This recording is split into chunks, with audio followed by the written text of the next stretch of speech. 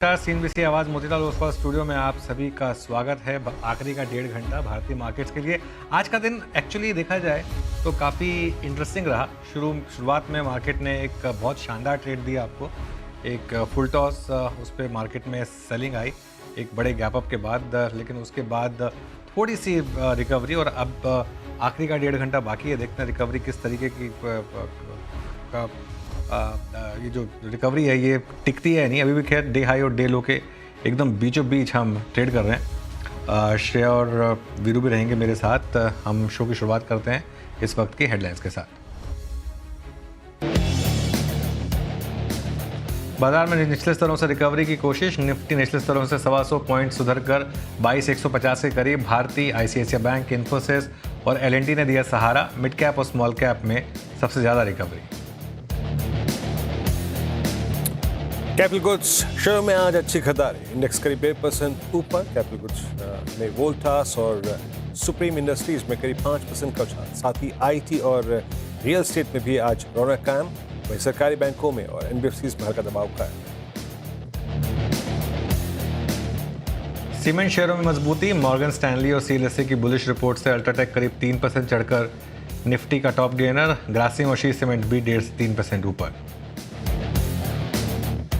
CLSA की bullish report से power शेयरों में जोरदार तेजी। पीएफसी और आरईसी में करीब 5% की तेजी। दोनों शेयरों में सीएलएसए की out perform rating. Capital market से जुड़े शेयरों में बिकवाली। गोल्डमैन ने न्यूट्रल से की रेटिंग से बीएसई करीब 5% नीचे। वहीं एंजल वन और एमसीएक्स भी 5 से 7% लुढ़के। और केबल और वायर शेयरों में लौटी खरीदारी। यूबीएस की बाय रेटिंग से के इंडस्ट्रीज और पॉलीकैब में करीब 2 से 3% का उछाल। वहीं हेवल्स और आरआर काबिल भी मजबूत।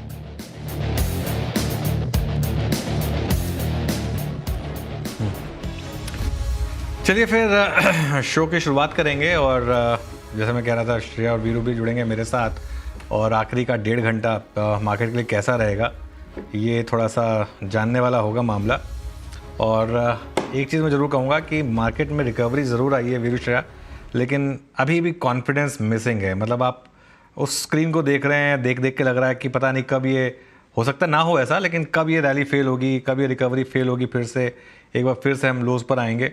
लेकिन रिकवरी तो आई है आज और मिड कैप में ख़ास तौर से लोअर लेवल से एक शानदार रिकवरी हमको देखने को मिली। इसकी ज़रूरत भी थी एक्चुअली, काफ़ी वन वे स्लाइड हो गया था। और हालांकि एडवांस डिक्लाइन अभी भी काफ़ी ख़राब है, ऑलमोस्ट 1:3 का है एडवांस डिक्लाइन। 22,000 को होल्ड कर रहे हैं हम निफ्टी पर।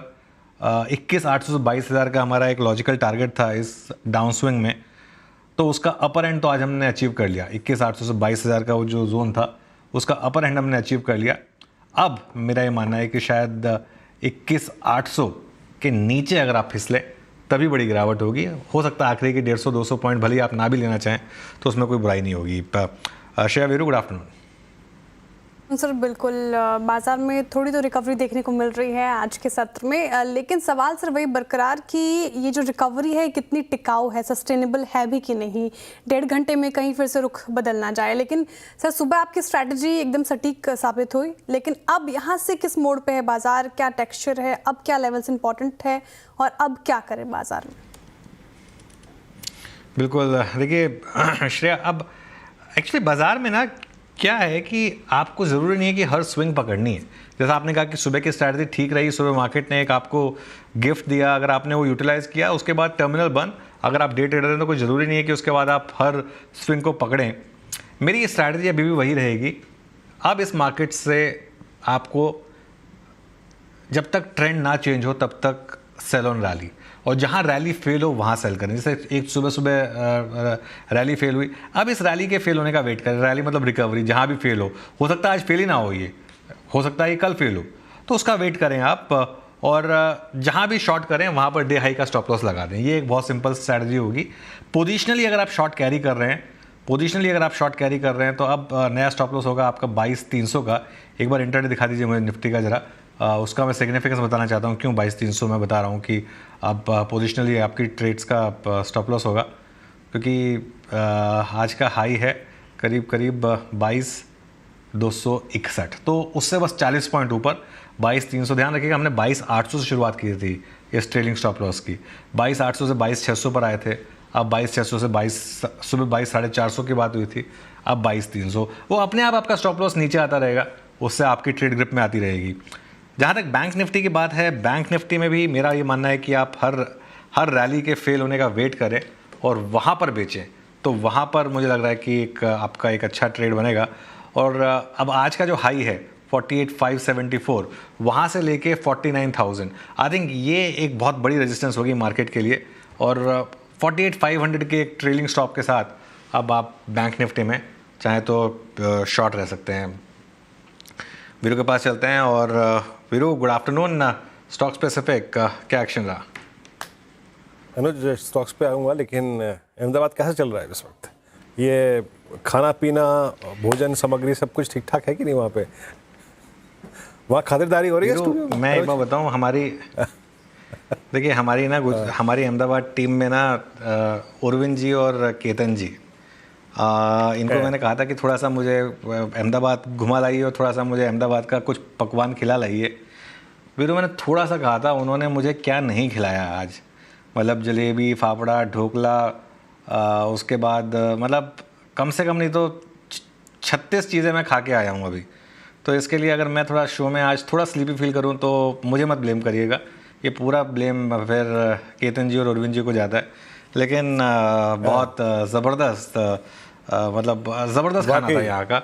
और जैसा मैं कह भी रहा था सुबह, इंफ्रास्ट्रक्चर तो बहुत अच्छा हो ही गया अहमदाबाद का, तो खैर मज़ा आया। लेकिन वीरू, हाँ, पर मुझे मालूम है आप कुछ मिस कर रहे होंगे, लेकिन हाँ, 36 पकवान खाने के बाद 72 मिनट क्लोजिंग में निकालना मुश्किल है, तो ठीक है, कोई दिक्कत की बात नहीं है। बट मैं आता हूँ कुछ स्टॉक्स पे जिनमें थोड़ा बहुत कन्विक्शन है, बाकी कुछ काउंटर जो कोलैप्स हो रहे हैं। एक बात तो मैं एक चीज़ को देख के हैरान हूँ कि आप जरा BSE, MCX, एंजल वन, इन स्टॉक्स की सेलिंग को देखिए। मतलब यहाँ पे अब जो मैं भी कोई आई थिंक किसी ट्रेड के बारे में बात नहीं कर रहा हूँ, look at the quantum of shorting और आप कैश की सेलिंग देखिए। स्टॉक्स 2.5, 3, 5% नीचे हैं।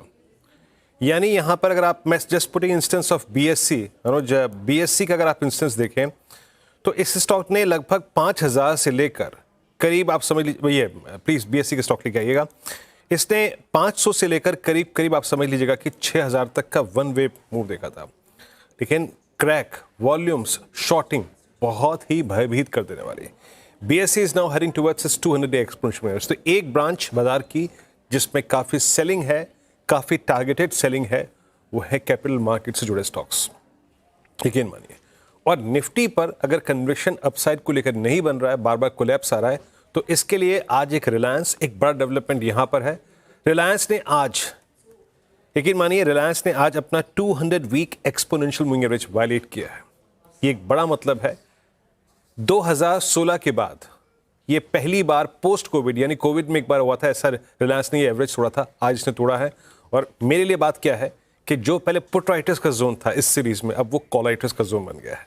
तो कुछ प्रेशर पॉइंट्स है मार्केट के ये। और जहां तक कन्विक्शन की सवाल है, मेरे पास कन्विक्शन वाला मात्र एक स्टॉक है और वो है रिलायंस इंडस्ट्रीज, सॉरी माफ कीजिएगा, वोल्टास अबाउट 20 डे में। और शुक्रवार को जब मैं आपको स्टैट्स बता रहा था कि बहुत अच्छे स्टैट्स हैं इसमें, इसका रिएक्शन बहुत स्ट्रॉन्ग है और आज भी करीब 5.5% OI के साथ स्ट्रॉन्ग बिल्डअप यहाँ पे। अनुज, सुबह हम बात भी कर रहे थे कि आज सेलिंग कुछ डिफरेंट क्लास ऑफ स्टॉक्स में है। Look at HDFC bank at day low, look at Reliance below 200 week exponential moving average. ये वो स्टॉक्स हैं जो समहाउ अपनी रीसेंट ट्रेजेक्टरीज, रीसेंट लोस को मेंटेन कर रहे थे। क्या अगर 22,000 की ट्रेजेक्टरी टूटी निफ्टी पर तो यही स्पॉन्सर करेंगे, ऐसा कुछ लग रहा है आपको? देखिए वीरू, पता है मैं एक और चीज़ बताऊं ना, हालांकि मैं भी इस व्यू पे रहा हूं कि यहाँ से लार्ज कैप में कंफर्ट है कंपेयर टू मिड कैप और स्मॉल कैप, लेकिन इसका मतलब ये नहीं कि लार्ज कैप गिरे नहीं हैं, लार्ज कैप भी गिरे हैं। और कौन सा लार्ज कैप बचा है आप मुझे बता दीजिए। चलिए ठीक है, मिड कैप ज़्यादा गिरे हैं, स्मॉल कैप ज़्यादा गिरे हैं, लेकिन किस लार्ज कैप ने आज इस मार्केट में आपको प्रोटेक्ट किया है बताइए। आज भी मैंने 2-3 वो सुना है कि लार्ज कैप यहाँ से आउट परफॉर्म करेंगे, लार्ज कैप यहाँ से आउट परफॉर्म करेंगे। मिड कैप 22% गिरा है, लार्ज कैप 16% गिरा है। मिड कैप चला भी उस हिसाब से उतना ज़्यादा था। तो इसके लिए अब जैसे आपने बोला आज रिलायंस 52 वीक लो ऊपर है, रिलायंस से बड़ा लार्ज कैप क्या होगा? HDFC बैंक में लगातार वन वे सेलिंग आ रही है, HDFC बैंक से बड़ा ये आपका लार्ज कैप क्या होगा? आई थिंक यहाँ पे ना प्रॉब्लम ये आ गई है कि हर कोई छुपने की जगह ढूंढ रहा है। ट्रेंड तो अच्छा खासा लार्ज कैप है, ट्रेंड देखिए कितना गिर गया, 40%। एशियन पेंट्स 40% के करीब गिर गया। हाँ, ये ज़रूर है कि लार्ज कैप में आपके पास ये कंफर्ट होता है कि गिरने के बाद भी इनमें से कई स्टॉक्स में रिकवरी आ जाएगी, और इसके लिए मिड कैप में शायद वो कंफर्ट नहीं होता। तो इसके लिए आप ये चीज़ थोड़ा कह सकते हैं कॉन्फिडेंस के साथ कि लार्ज कैप में रहिए, ठीक है। लेकिन पेन हर जगह है मार्केट में, चाहे लार्ज कैप हो चाहे मिड कैप हो। और जैसा आपने कहा जिस तरीके से 3-4 बड़े स्टॉक गिरे हैं। अच्छा, निफ्टी देखिए वापस, अब आप जब हमने शो की शुरुआत की थी तो हम करीब 30 पॉइंट ग्रीन में थे, अब हम 40 पॉइंट रेड में आ गए। मतलब फिर वो शुरुआत के बाद करीब 70 पॉइंट फिर हम फिसल गए वहाँ से। और लो कितना था डे का? 22,004 का था। मुझे हैरानी नहीं होगी अगर हम वापस एक बार उस तरफ चले जाएँ तो ये मार्केट जो है ना अब फर्मली एक बेयर्स की ग्रिप में है, फर्मली बेयर्स की ग्रिप में है। इसमें किसी दिन कोई स्टॉक गिराएगा, किसी दिन कोई स्टॉक गिराएगा। जैसे जब बुल मार्केट चल रही थी वीरू, आपको याद होगा हम हमेशा एक बात करते थे कि जो बुल मार्केट थी वो जैसे ऑस्ट्रेलियन क्रिकेट टीम हुआ करती थी ना, वो वैसी थी, कोई ना कोई मैच जिता देगा। अभी ये जो हमारी ये मार्केट है ना, ये हमारी 90s की इंडियन क्रिकेट टीम है। तेंदुलकर आउट मतलब सब आउट। तो इस समय वही चल रहा है कि बस कोई एक बड़ा स्टॉक गिरा नहीं कि एक एक करके सारे जवाब देने लगते हैं। चलिए अब श्रेया के पास चलें, फिर ट्रेंडिंग स्टॉक चलिए श्रेया।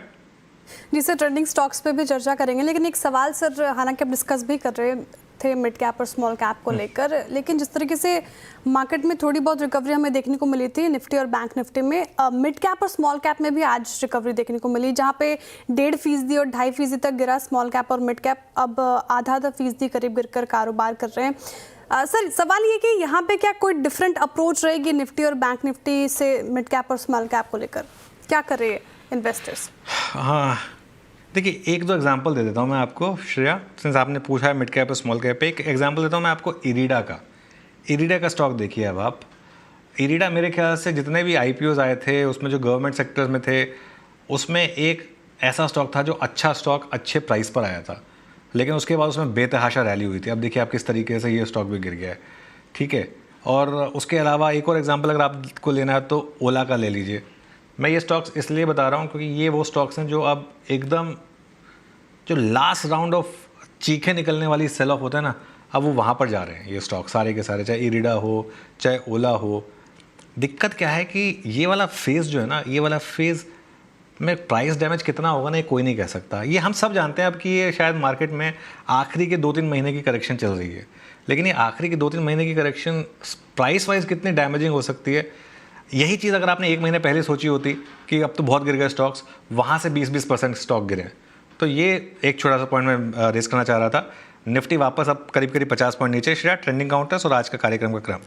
ठीक है, ट्रेंडिंग काउंटर्स लेते हैं, और हालांकि शुरुआत तेज़ी के ट्रेंडिंग काउंटर्स के साथ करेंगे क्योंकि थोड़ी बहुत रिकवरी दिखाने की कोशिश की थी, लेकिन 50 पॉइंट फिर से नीचे ही है। लेकिन BEL देखिए, ऐसा स्टॉक 4.5% की तेज़ी के साथ कारोबार कर रहा है। ट्रेंट में आज खरीदारी हमें देखने को मिली 2.25% से ज़्यादा। ग्रासिम भी इनफैक्ट देखिए आज उछलता नजर आया। इनफैक्ट सीमेंट स्टॉक्स में आज तेज़ी देखने को मिलेगी, 2.5% के करीब यहाँ पे तेज़ी। और आयशर मोटर्स देखिए यहाँ पे 2.5%, ये भी तेज़ होता हुआ नजर आ रहा है। कुछ ऐसा और काउंटर्स जहाँ पे खरीदारी होती दिखी, सुप्रीम इंडस्ट्रीज देखिए 5.5% से ज़्यादा तेज़ हो गया। वोल्टास में खरीदारी 3.25% के करीब यहाँ पे उछाल देखने को मिल रहा है।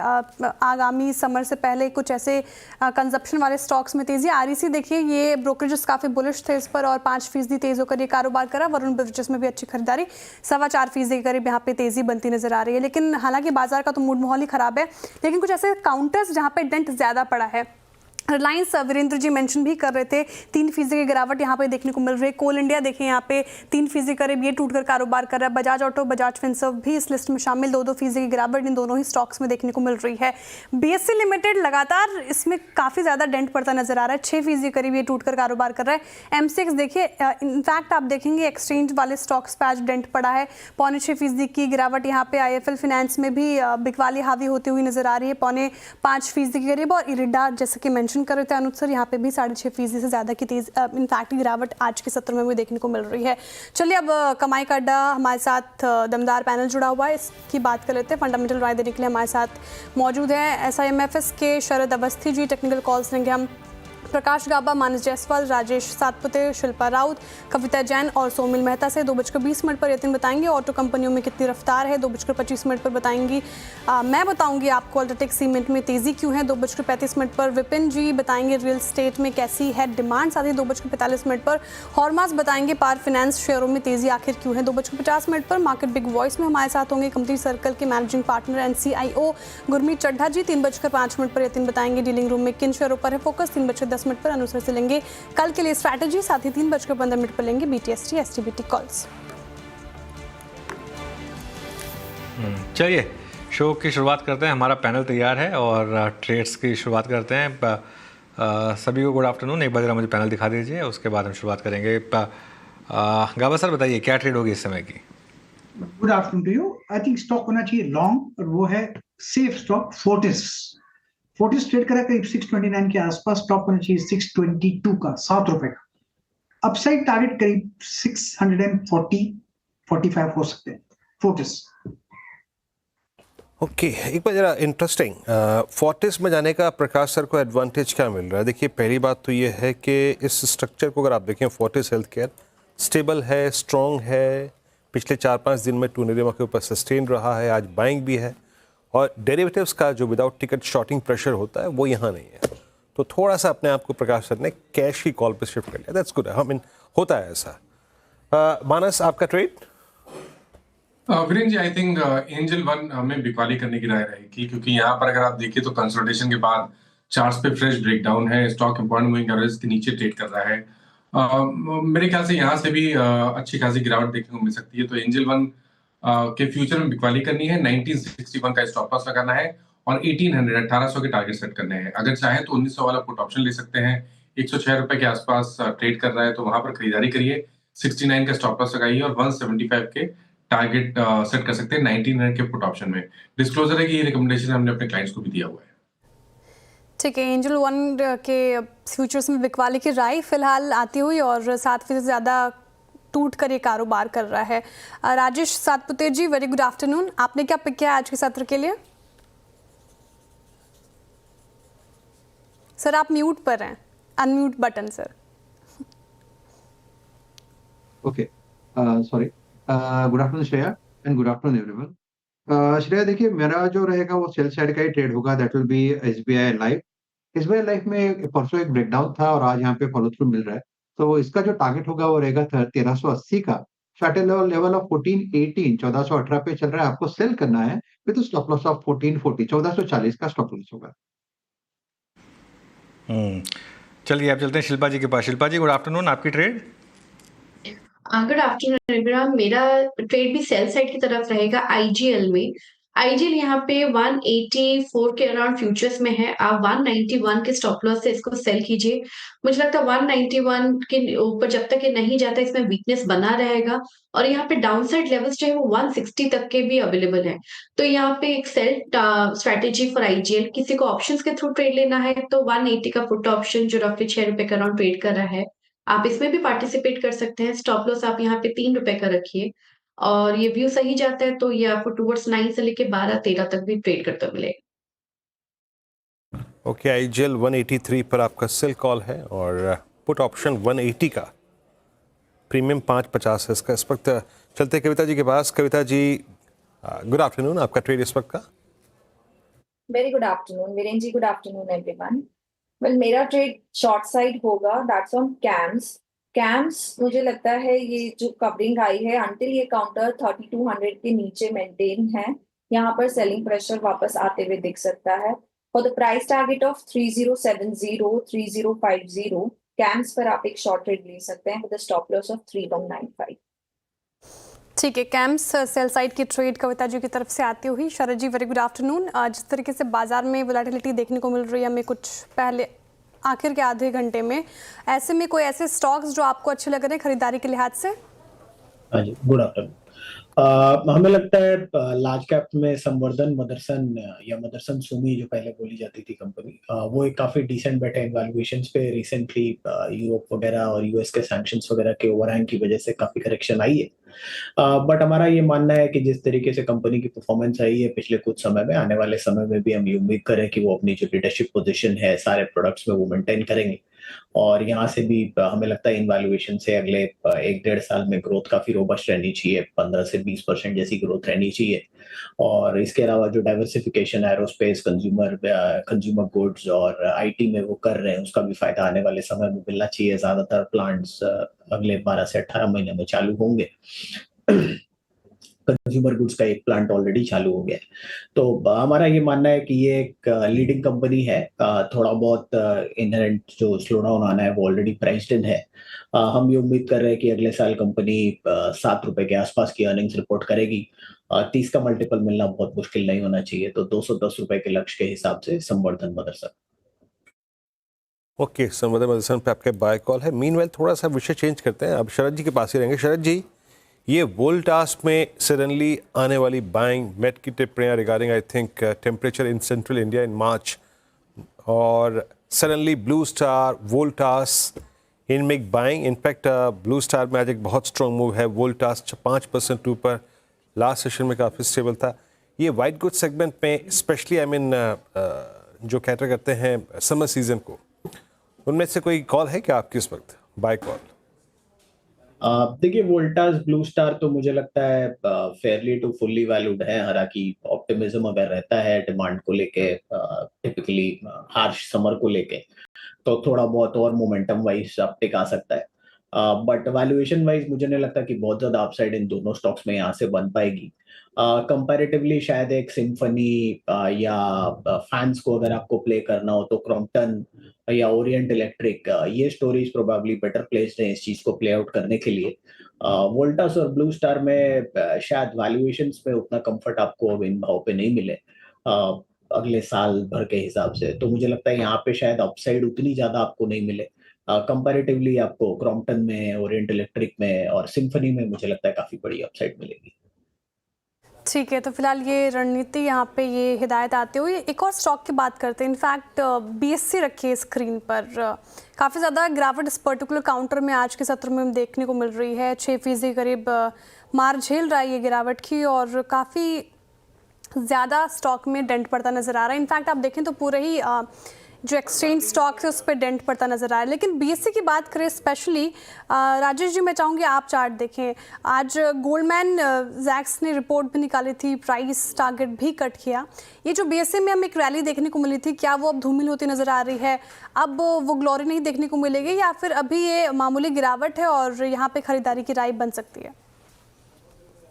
इसका डेली चार्ट देखो या इवन वीकली चार्ट देखो, दोनों पे सेल सिग्नल है। इनफैक्ट वीकली में लास्ट वीक में एक ब्रेकडाउन था जिसका टारगेट अगर आप देखो तो 3800 का बनेगा। यही अगर आप डेली चार्ट पे देखते हो तो इसका 200 डे जो है वो करीबन बनता है 4100 के आसपास। तो अगर आपने शॉर्ट टर्म भी सेल किया है तो 4100 4150 ये बीएससी का सपोर्ट रहेगा। तो डेफिनेटली सेल साइड की पोजीशन रहेगी, तो आपको यहाँ पे मेंटेन करनी है विद स्टॉप लॉस ऑफ 4600, 4600 के स्टॉप लॉस के साथ बने रहे। अगर जैसे मैंने कहा पहला लेवल टूटता है तो 3800 तक की जगह यहाँ पे खुल रही है। काउंटर वीक ही है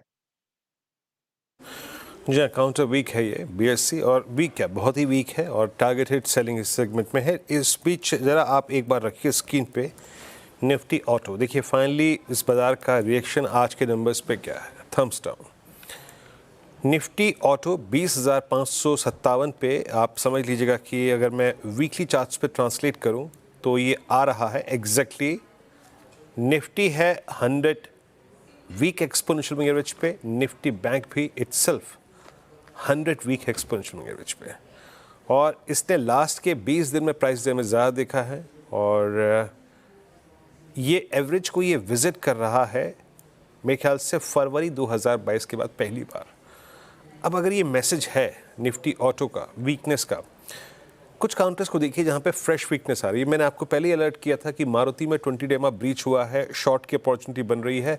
वो लेवल था 12,500, अब 12,000 भी टूट गया, अब है 11,850 पे। मानस एक क्लस्टर है ये मारुति का लगभग 10,500 का, यहाँ ये एक्सट्रीम पैनिक पे जाने के पोटेंशियल्स रखता है। आज स्क्रीन पे सरेंडर कर रहा है 200 डे एक्सपोनेंशियल मूविंग एवरेज। आपकी राय क्या है? अगर ये क्लोज मिल जाए 11,900 के नीचे, तब 400-500 रुपए के डाउन स्विंग की पॉसिबिलिटी है क्या मारुति में? देखिए लास्ट सेशन में जब स्टॉक ने अपने 50 डे मूविंग एवरेज को ब्रेक किया था, तभी लग रहा था कि ये 200 डे मूविंग एवरेज को टेस्ट करेगा और शायद उसके नीचे 11,600 तक के भाव मारुति दिखा सकता है। तो जो लोअर टॉप लोअर बॉटम का ट्रेंड है वो कंटिन्यू हो सकता है। मेरे ख्याल से जब तक 12,250 के नीचे ट्रेड करता रहे तब तक यहाँ पर सेल ऑन रैलीज की स्ट्रेटेजी ही यूज करनी है। नीचे की तरफ 11,600 और 11,400 ये दो टारगेट आप सेट करके चल सकते हैं मारुति में।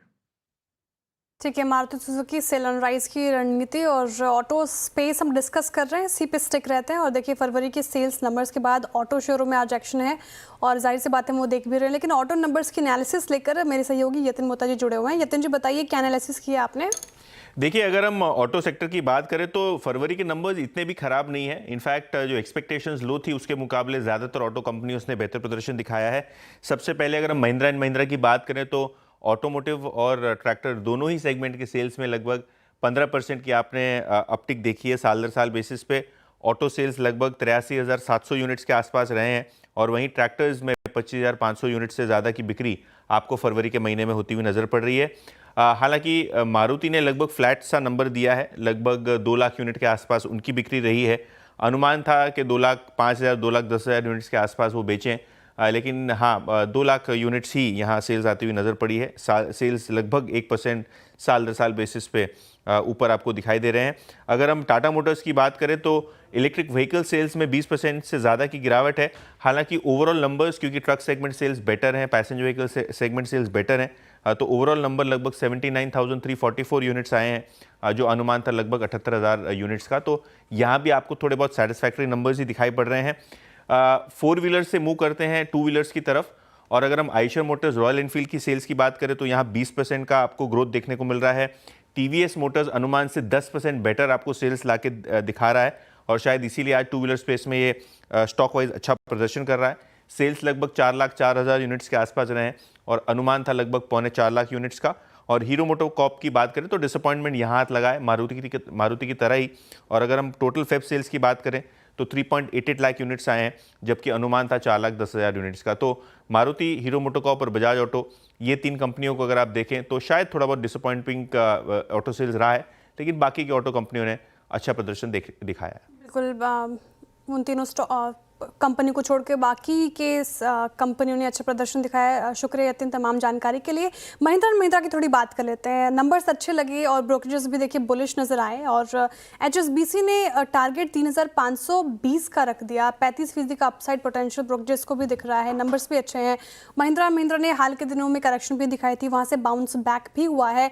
गाबा सर, चार्ट्स क्या इंडिकेट कर रहे हैं, क्या स्ट्रेंथ नजर आ रही है? जो चाह रहे फ्रेश बाइंग करना, पहले तो 2 सवाल मेरे, जिनके पास है वो क्या करें, और जो चाह रहे फ्रेश बाइंग करना, क्या उनको सलाह रहेगी खरीदने की? अभी न्यूज तो सुबह पॉजिटिव था, लेकिन सुबह भी मैंने बताया था कि 2700 में थोड़ा रेसिस्टेंस है, लेकिन बाय पॉइंट तब मिलेगा महिंद्रा में जब वो 2775 पार कर लेगा। वो फिलहाल पार नहीं किया। आज का हाई 2,700 का है। अगर आज यहीं पर भी बंद हो जाता है और कल 2,700 पार कर लेता है तो फ्रेश बाइंग पॉइंट कल 2,700 के ऊपर होगा, न कि 277 पर। लेकिन अब प्राइस कंफर्मेशन थोड़ा मिसिंग है। एक बार वो आ जाए तो फिर यस बाय करना चाहिए। तब तक जो प्रीवियस मूव है वो तो डाउन है। ओके, M&M और इस बीच एक आज टीवीएस मोटर्स ने थोड़ी सी विजिबिलिटी सुबह से ली थी, 2308 पे आके ट्रेड करता हूँ, लेकिन रिस्क ऑफ कोलैप्स अभी भी इसमें परसिस्ट करता है। हाँ, और M&M जरा स्क्रीन पे रखिएगा, जो मैं मतलब चार्ट्स पे रखिएगा, जिसके बारे में भी श्रेया ने प्रकाश से टिप्पणी ली भी। M&M 2616 पे आउट ऑफ रिस्क अभी भी नहीं कह सकते, छोटा सा पुल बैक है, जैसे प्रकाश से टिप्पणी कर रहे थे कि अभी भी कंफर्मेशन नहीं अपसाइड को लेकर। अब आइए एक और स्पेस पे, आज कैपिटल गुड्स पे देखिए आप सिमेंस 4.25% ऊपर, but still 10-day exponential moving को हिट करता हुआ, लेकिन उसके ऊपर अभी प्रोसीड नहीं कर पाया है। फिर आप आइए कमिंस को लेके आइए स्क्रीन पे एक बार। कमिंस करीब 4.25% ऊपर, ये आके 20 डेमा के ऊपर ट्रेड कर रहा है। शिल्पा जी, मैं एक चीज़ इमेजिन कर रहा था और एक हाइपोथेटिकल क्वेश्चन यहाँ पर। 22,000 पे अगर हम कुछ टाइम स्पेंड करें निफ्टी पर, और माइट भी अगर एक पुलबैक की स्टोरी बने यहाँ से, तो कैपिटल गुड्स में पुलबैक खेलने का सबसे अच्छा जरिया क्या है? ABB है, सिमेंस है, L&T है, या फिर कमिंस को आप स्ट्रांगली पॉइज्ड मानती हैं for upside swing? Vinita ji, actually Cummins का अगर आप देखेंगे तो चार्ट स्ट्रक्चर बहुत स्ट्रांग हो गया है ऑप्शन चेन में भी अगर आप देखेंगे तो यहाँ पे मुझे लगता है थोड़ा अपसाइड ज्यादा प्ले हो सकता है। तो अगर आपको कैपिटल गुड्स में प्ले करना है तो ऑफकोर्स सीमेंस भी एक अच्छा काउंटर है, लेकिन कमिंस में ज्यादा अपसाइड है। यहाँ पे 3000 से लेके 3200 के लेवल्स ऑन दी अपसाइड आ सकते हैं। तो यहाँ पे मेरे हिसाब से कमिंस में आपको थोड़ा ज्यादा स्ट्रांगली बेट लेना चाहिए। कमेंट्स में स्ट्रॉन्ग, सिमेंस में अभी व्यू है आपका यहाँ पे वो ज़्यादा स्ट्रॉन्ग है, और कमेंट्स हालांकि इस वक्त 2832 पर ट्रेड करता हुआ। रियलिटी स्पेस पे हम कुछ देर में बात करेंगे। रियलिटी स्पेस पे बहुत स्ट्रॉन्ग मूव है। एग्जैक्टली कारण क्या है इसका, कुछ स्टैट्स और कुछ डेवलपमेंट ऐसे हैं, लेकिन कुछ देर में जब जुड़ेंगे हमारे साथ विपिन जी तो उस पर बात करेंगे। लेकिन उससे पहले आप एक स्टॉक लेके आइए और वो है हिंडाल्को। जब आप लॉन्ग ट्रेड्स लोकेट करते हैं ना तो एक मेटल्स में हिंडाल्को पे नज़र रखिएगा। ये मेरी टीम में भी था, आज मेरी टीम में परसों भी था, यानी शुक्रवार को, और ये सुबह सुबह प्रकाश सर की पहली कॉल भी थी। प्रकाश सर स्टेबल है, स्ट्रॉन्ग है, सारे एवरेजेस के ऊपर है। 638.30 पे मेटल्स में एक मात्र अगर आप देखें स्टेबल स्टॉक। अभी कोई व्यू है आपका इस पर आज सेकेंड हाफ, मतलब लास्ट 1 घंटे के लिए, या फिर छोटे किसी पोजिशनल ट्रेड के लिए? देखिए 4 दिन का मूव देखें हिंडाल्को का तो बहुत बढ़िया बेस बना है 620 पे, अब ट्रेड कर रहा है 638 पर। अब भी ले सकते हैं, 630 का स्टॉप लगाना पड़ेगा, 8 रुपए का। नियर टर्म टारगेट 650 के हो सकता है आज हो या कल भी स्पिल ओवर हो सकता है। बीटीएसटी के तौर पर भी मेरे ख्याल से हिंडाल्को एक सेफ बैट है। जी हाँ, हिंडाल्को स्टेबल है। मतलब मैं भी खुद इसकी कुछ रीडिंग कर रहा था ऑप्शंस की और अच्छी लगी। अब एक काम करते हैं, थोड़ा सा विषय चेंज करते हैं। देखिए कोई घटनाक्रम होता है ना, वो किसी स्टॉक में कोई बड़ा सेल ऑफ लेके भी आता है। और आपको याद होगा केबल और वायर सेगमेंट में जाने की जैसे ही अपेक्षा और एक उम्मीद जताई थी अल्ट्राटेक ने, उसके बाद एक सीवियर प्राइस डैमेज। पर इस प्राइस डैमेज के बाद ये स्टॉक ऑलमोस्ट रिट्रेस हुआ 10,080 तक। आज एक पुल बैक है। और देखिए इस अनाउंसमेंट के पीछे एक बड़ी चीज़ और याद रखिएगा, रिपोर्टेड नंबर्स में इस क्वार्टर में अल्ट्राटेक सीमेंट के बेहद शानदार नंबर्स से थे, मार्जिन्स और वॉल्यूम्स हर फ्रंट पे। तो इस डिप को हाउस व्यूज के मुताबिक लेना कैसे चाहिए? श्रेया, टिप्पणियाँ आई अल्ट्राटेक सीमेंट की मैनेजमेंट की तरफ से बोर्ड के फैसले के बाद, बट वो आज थोड़ा सा बाइंग में कन्वर्ट हो गया। हाउस व्यूज़ क्या है, क्या कहा है उन्होंने, और कुछ क्रिटिकल लाइंस क्या थी इस व्यूज़ में? जी सर, उसमें भी बात करेंगे और ब्रोकरेज की भी बात करेंगे। देखिए अल्ट्राटेक सीमेंट गिरते बाजार में, इनफैक्ट जैसे आपने डिस्कस किया, ये 2.5% के करीब तेज़ी इसमें देखने को मिल रही है, चढ़ के कारोबार कर रहे हैं। इनफैक्ट इंट्राडे में ये 5% तक उछल गया था। थर्सडे और फ्राइडे के सेशन में जैसा कि आपने मेंशन किया, तगड़ा डेंट इस पर्टिकुलर काउंटर पे पड़ा था। जाहिर सी बात है अल्ट्राटेक सीमेंट की जो अनाउंसमेंट थी केबल एंड वायर में एंट्री लेने की, वो कहीं ना कहीं मार्केट को पसंद नहीं आई। लेकिन मैनेजमेंट ने कहा है कि अब फर्दर डाइवर्सिफिकेशन नहीं करेगी कंपनी, तो ये एक पॉजिटिव ट्रिगर लेकर आया और सेंटिमेंट कहीं ना कहीं इन्वेस्टर का सुधरा। उसके बदौलत आज तेज़ी देखने को मिल रही है अल्ट्राटेक सीमेंट में। इसके अलावा ब्रोकरेजेस भी देखिए तो आप काफ़ी ज़्यादा बुलिश नज़र आ रहे हैं। CLSA और मॉर्गन स्टैनली ने इस पर रिपोर्ट निकाली है। CLSA ने अपग्रेड कर दिया है इसको, होल्ड से आउट परफॉर्म की कॉल दे दी है। साथ ही टारगेट प्राइस की बात करें तो 12,100 रुपये प्रति शेयर टारगेट प्राइस से बढ़ाकर 12,700 रुपये प्रति शेयर कर दिया है। वहीं मॉर्गन स्टैनली ने इसको 13,650 रुपये प्रति शेयर का रखा है। CLSA को 35% का अपसाइड पोटेंशियल अल्ट्राटेक सीमेंट में फिलहाल नजर आ रहा है। देखिए CLSA ने ये माना है कि कंपनी की जो एंट्री थी वायर एंड केबल में, वो कहीं ना कहीं अभी भी चिंता पैदा करती है, लेकिन उसके बावजूद भी रिस्क रिवॉर्ड रेशियो जो है वो फेवरेबल नज़र आ रहे हैं। साथ ही इसके अलावा अगर आप ध्यान दें तो डिमांड और प्राइस से रिकवरी में जो हमें रिकवरी देखने को मिली है, उसके कारण स्टॉक को फ़ायदा नज़र आएगा, होता हुआ नज़र आएगा। इसके अलावा अल्ट्राटेक सीमेंट ऑर्गेनिक और इनऑर्गेनिक इंडस्ट्री में जिस तरीके से एक्सपेंशन कर रही है, वो इसको मार्केट शेयर में गेन करने में हेल्प करेगी। इसके अलावा आप देखें तो एनालिसिस में ये भी बात सामने निकल कर आई है कि सीमेंट प्राइसेस को लेकर जो इजाफा देखने को मिल रहा है, उससे Q4 के नतीजे और अच्छे आ सकते हैं, एस्टिमेशन के मुताबिक रह सकते हैं, और Q3 के नतीजे काफ़ी ज़्यादा शानदार रहे थे। मॉर्गन स्टैनली भी बुलिश हैं, उनका मानना है कि जो कोर इसका सेगमेंट है सीमेंट सेक्टर, उस पर फोकस करेगी कंपनी। साथ ही कोर बिजनेस से जुड़े कारोबार के और मौके तलाश रही है। इनफैक्ट केबल और वायर में जो अल्ट्राटेक सीमेंट की एंट्री है, उससे बिल्डिंग प्रोडक्ट्स में एक्सपेंशन होगी और इससे अल्ट्राटेक सीमेंट और बेहतर स्थिति में आएगा। तो फिलहाल ब्रोकरेजेस बुलिश हैं, मैनेजमेंट की टिप्पणियां भी अच्छी लगी बाजार को, इसलिए ये एक्शन फिलहाल देखने को मिला। इस पर इनफैक्ट एक चार्ट चेक भी ले लेते हैं। बताइए शिल्पा जी, अल्ट्राटेक सीमेंट जिस तरीके से बाउंस बैक दिखाया है, इसने 2 दिन के हैवी सेल के बाद। अभी क्या लग रहा है कि स्थिति अच्छी लग रही है आपको? अल्ट्राटेक सीमेंट की चार्ट्स स्ट्रॉन्ग नजर आ रहे हैं? जी बिल्कुल श्रेया, यहाँ पे अगर आप देखेंगे तो 10,200 के ऊपर एक छोटा सा ब्रेकआउट भी है, जहाँ पे इसके इमीडिएट टारगेट्स 10,600 से लेके 10,800 तक के हो सकते हैं। तो एक छोटा सा प्ले भी आप अभी 100-150 पॉइंट से स्टॉप लॉस से इसको ले सकते हैं। और अगर ये 10,800 के ऊपर सस्टेन करता है तो इसके अपसाइड टारगेट्स और ऊपर के खुल जाते हैं, जहाँ पे 11,500 प्लस इसके लेवल्स है।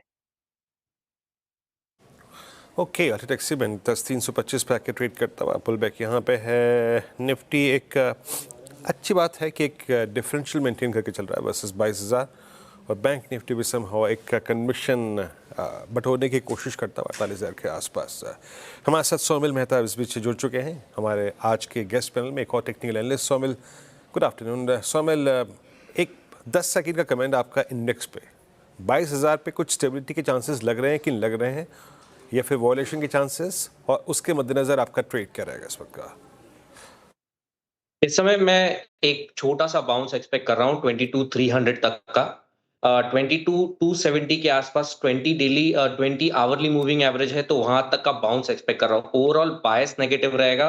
अगर हमें 22,300 के ऊपर क्लोजिंग मिलती है तो ये बाउंस ऊपर में 22,500 तक जा सकता है।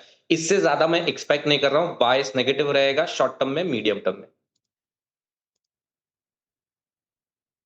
ये सोमिल जी की रणनीति मार्केट पे। सर, कोई पिक आपकी आज के लिहाज से?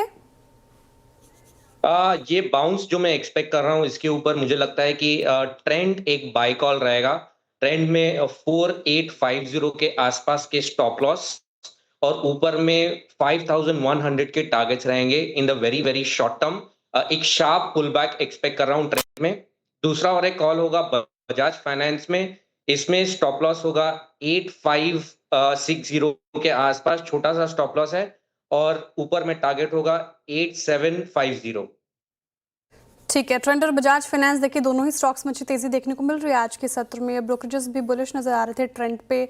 काफ़ी ज़्यादा करेक्शन झेली, इस पर और अच्छी तरीके से बात करेंगे। लेकिन चलिए अब थोड़ा विषय चेंज करते हैं और बात करते हैं चीनी स्टॉक्स के ऊपर, शुगर स्टॉक्स के ऊपर। देखिए फरवरी अंत तक शुगर के उत्पादन में करीब 14% की गिरावट देखने को मिली है, और ISMA के मुताबिक हीट वेव के चलते गन्ने का उत्पादन घटा है। ज़्यादा डिटेल के लिए हमारे साथ हमारे संवाददाता असीम मनचंदा मौजूद हैं। असीम जी, बताइए क्या है खबर?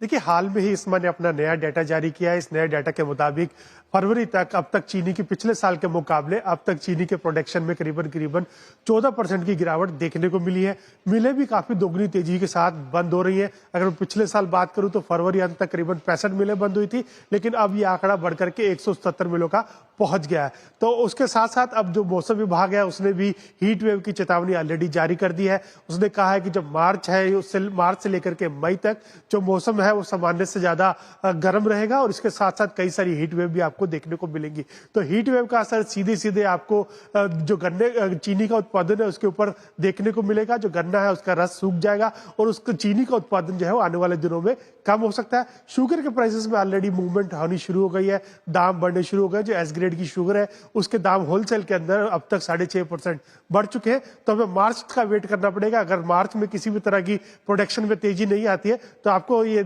चीनी के दाम मार्च के बाद काफी तेजी से बढ़ते हुए दिखाई दे सकते हैं। ये दिन असीम, बहुत बहुत शुक्रिया आपका। तो पॉसिबली अगर आप देखें जो प्रोडक्शन की बात की यहाँ पे असीम ने, तो मार्च के बाद पॉसिबली कुछ प्राइस में अपटिक्स पॉसिबल हैं। शायद आपका व्यू, अगर मैं बलरामपुर चीनी को देखूं इस वक्त, I mean with strong volumes और अच्छे मूव्स के साथ, हम इसी को एक बात कर सकते हैं इस पर। इसमें भी प्राइस डैमेज काफ़ी सीवियर हुआ है मेरे ख्याल से। अगर आप अक्टूबर 2024 के कंपैरिजन में देखें तो ऑलमोस्ट 250-300 रुपये का प्राइस डैमेज। आपके शुगर स्पेस में इस वक्त कोई व्यू है क्या, मतलब कंस्ट्रक्टिव व्यू? नहीं, मुझे लगता है अक्रॉस द बोर्ड बहुत ज्यादा बुलिश होने की जगह में नहीं दिखाई दे रही, क्योंकि इंटरनेशनली जो सप्लाई साइड है वहाँ पे थोड़ा ओवरहैंग रह सकता है। वहाँ ओवर सप्लाई रहने की गुंजाइश है। ब्राजीलियन क्रॉप वगैरह काफी स्ट्रांग है, तो मुझे नहीं लगता कि बहुत ज्यादा प्राइस एक्शन आपको डोमेस्टिक लेवल पे मिलेगा। एथेनॉल ब्लेंडिंग वगैरह का जो इम्पैक्ट है वो लार्जली प्राइस्ड इन है। बलरामपुर भी अभी 21-22 टाइम पे ऑलरेडी ट्रेड कर रहा है, तो मुझे नहीं लगता कि यहाँ से बहुत ज़्यादा अपसाइड है, बट अगर आपको शुगर पे बेट ही करना है एक स्पेस, तो मुझे लगता है बलरामपुर प्रोबेबली मोस्ट प्रेफर्ड बेट है, क्योंकि अगले साल 1.5 साल में जो वो डाइवर्सिफिकेशन वाला कैपेक्स कर रहे हैं वो भी कंट्रीब्यूट करेगा। तो अगर 1.5 साल के ऊपर का होराइजन है तो मुझे लगता है प्रोबेबली आपको बलरामपुर पे बेट लेनी चाहिए, जैसे जैसे वो नया कैपेक्स कंट्रीब्यूट करना चालू रहता है। लेकिन प्योरली इस न्यूज़ के बेसिस पे मुझे नहीं लगता कि बहुत ज़्यादा ऑप्टिमिज्म पूरे सेक्टर के लिए डेवलप होगा, क्योंकि इंटरनेशनली सप्लाई काफ़ी स्ट्रांग रहने वाली है। ठीक है, तो शुगर स्टॉक्स पे ये राय फिलहाल आती हुई, लेकिन ट्रेंड पे मैं बात करती, सोमिल जी ने पिक भी दी है, इस पे बाय की कॉल आई है। इनफैक्ट शरद जी, मैं आपसे ही जानना चाहूँगी, ट्रेंड एक ऐसा स्टॉक आप देखें जो अपने हाई से 40% तक करेक्ट हो चुका है और इसमें काफ़ी ज़्यादा इन्वेस्टर्स फंसे हुए हैं, लेकिन जिस तरीके से तेज़ी आज के सेशन में देखने को मिली, क्या ये इनफैक्ट टिकाऊ लग रही है आपको? और ट्रेंड जिसके पास है वो क्या करे, आपका फंडामेंटल एनालिसिस क्या कहता है? देखिए, मेरा मानना है कि प्योरली अभी भी वैल्यूएशन स्ट्रेच्ड है। आप अगर 1 साल फॉरवर्ड पे देखें तो 100 टाइम पे ट्रेड हो रहा है, और मुझे लगता है जो फर्स्ट मूवर एडवांटेज थी फ्रेंचाइजी वाला मॉडल डेवलप वगैरह करने की, वो ऑलरेडी प्ले आउट कर गया है, और वो ऐसी मोट नहीं है जो और कोई क्रिएट नहीं कर सकता। मुझे लगता है रिटेल या कोई भी फास्ट मूविंग स्पेस में यूजुअली मॉडल्स बहुत जल्दी रेप्लिकेट हो जाते हैं। तो मुझे नहीं लगता कि इतनी बड़ी एडवांटेज थी जिसको लेके ये वैल्यूएशंस मिलनी चाहिए थी। लेकिन बाजार का अपना मूड माहौल होता है, तो मुझे लगता है अभी भी स्ट्रेच्ड है 100 टाइम पे। मैं ट्रेंड के कंपैरिजन में शायद एबीएफआरएल पे बेट करना ज्यादा बेटर समझूंगा। वहां मुझे वैल्यूएशन कंफर्ट ज्यादा है, स्ट्रॉन्ग ब्रांड्स हैं, और जैसे जैसे रिकवरी प्ले आउट होती है वहां पे एक स्ट्रॉन्ग स्ट्रैटेजी है, तो मुझे लगता है वहां मुझे वैल्यूएशन कंफर्ट भी है। तो ट्रेंड सबसे महंगे स्टॉक्स में से है, और मुझे लगता है ये ग्रोथ में जो अपवर्ड टिक हमने देखी है, 40-50 तक के मल्टीपल फिर भी आप एडजस्ट कर सकते हैं। तो मुझे लगता है FY27 पे भी आप पकड़ो तो लगभग 80 इंटू 50, 4,500 के आसपास के टारगेट आते हैं 2 साल में। स्टॉक अभी भी उसके ऊपर ही है। तो मुझे लगता है over a period of time कुछ नए आइडियाज में ऐसे ओवर फैंसीड प्राइस मूवमेंट्स मिलते हैं, बट अभी भी मैं तो अवॉइड करने की सलाह दूंगा ट्रेंड को। वैल्यूएशन कंफर्ट अभी भी नहीं है, ट्रेंड में फिलहाल अवॉइड ही है। लेकिन चलिए अब आईटी सेक्टर की भी बात कर लेते हैं। यहाँ पे देखिए, भारी बिकवाली के बाद आईटी पैक आज इन ग्रीन ट्रेड कर रहा है। इनफैक्ट 0.25% की तेज़ी निफ्टी आईटी में हमें देखने को मिल रही है, जहाँ देखिए एलटीआई, माइंडट्री, विप्रो, इन्फोसिस में 2 से 2.5% की तेज़ी, यहाँ पे इनफैक्ट 3% के करीब तेज़ी आपको एलटीआई, माइंडट्री में देखने को मिलेगी। लेकिन कुछ ऐसे स्टॉक्स जहाँ पे अभी भी थोड़ा दबाव देखने को मिल रहा है, उसमें से एक परसिस्टेंट लिखा है स्क्रीन पर। यहाँ पे दिक्कत थोड़ी ज़्यादा देखने को मिल रही है, 1.5% गिरकर अभी भी कामकाज करता हुआ परसिस्टेंट। बताइए शिल्पा जी, इनफैक्ट जिस तरीके से हमने निफ्टी आईटी में पिछले दिनों बिकवाली होते हुए देखी, आज एक थोड़ा सा पुल बैक, लेकिन परसिस्टेंट से नहीं हो पा रहा। कहाँ पे दिक्कत आ रही है परसिस्टेंट में? परसिस्टेंट में अगर आप देखेंगे तो 5300 से लेके 5400, ये दोनों में अगर आप देखेंगे कॉल रेटिंग बहुत स्ट्रांग है, तो एक रेजिस्टेंस बन जाता है। और यहाँ पे सपोर्ट आप 5000 के नीचे मिल रहा है, 4800 पे पुट राइटर स्ट्रांग है या 4900 पे। तो ये जो लेवल है अभी लिमिटेड अपसाइड है और थोड़ा डाउनसाइड प्ले ज्यादा है। तो इसके लिए यहाँ पे मुझे लगता है कि आइदर आप सेल कीजिए ऑन एवरी राइज टुवर्ड्स 5300, 5350, या फिर थोड़ा वेट कीजिए कि एक बार ये 5000 के जोन्स पे आपको मिले तो आप बाय कीजिए। ओके, परसिस्टेंट सिस्टम पे ठीक है। मीनवाइल चलिए अभी काम करते हैं। इट्स 230, 240 माफ कीजिएगा। 4 ट्रेड्स से सस्ता ऑप्शन शिल्पा जी के सौजन्य से आएगा। ऑप्शन ट्रेड है तो एफएनओ सुपरस्टार राजेश सतपुते जी और चार्ट का चमत्कार कविता जैन और मिड के फंडा शरद जी के सौजन्य से आएगा। ट्रेड शुरू करते हैं। शिल्पा जी बताइए, सस्ता ऑप्शन में क्या पिक कर रही है मैम आप?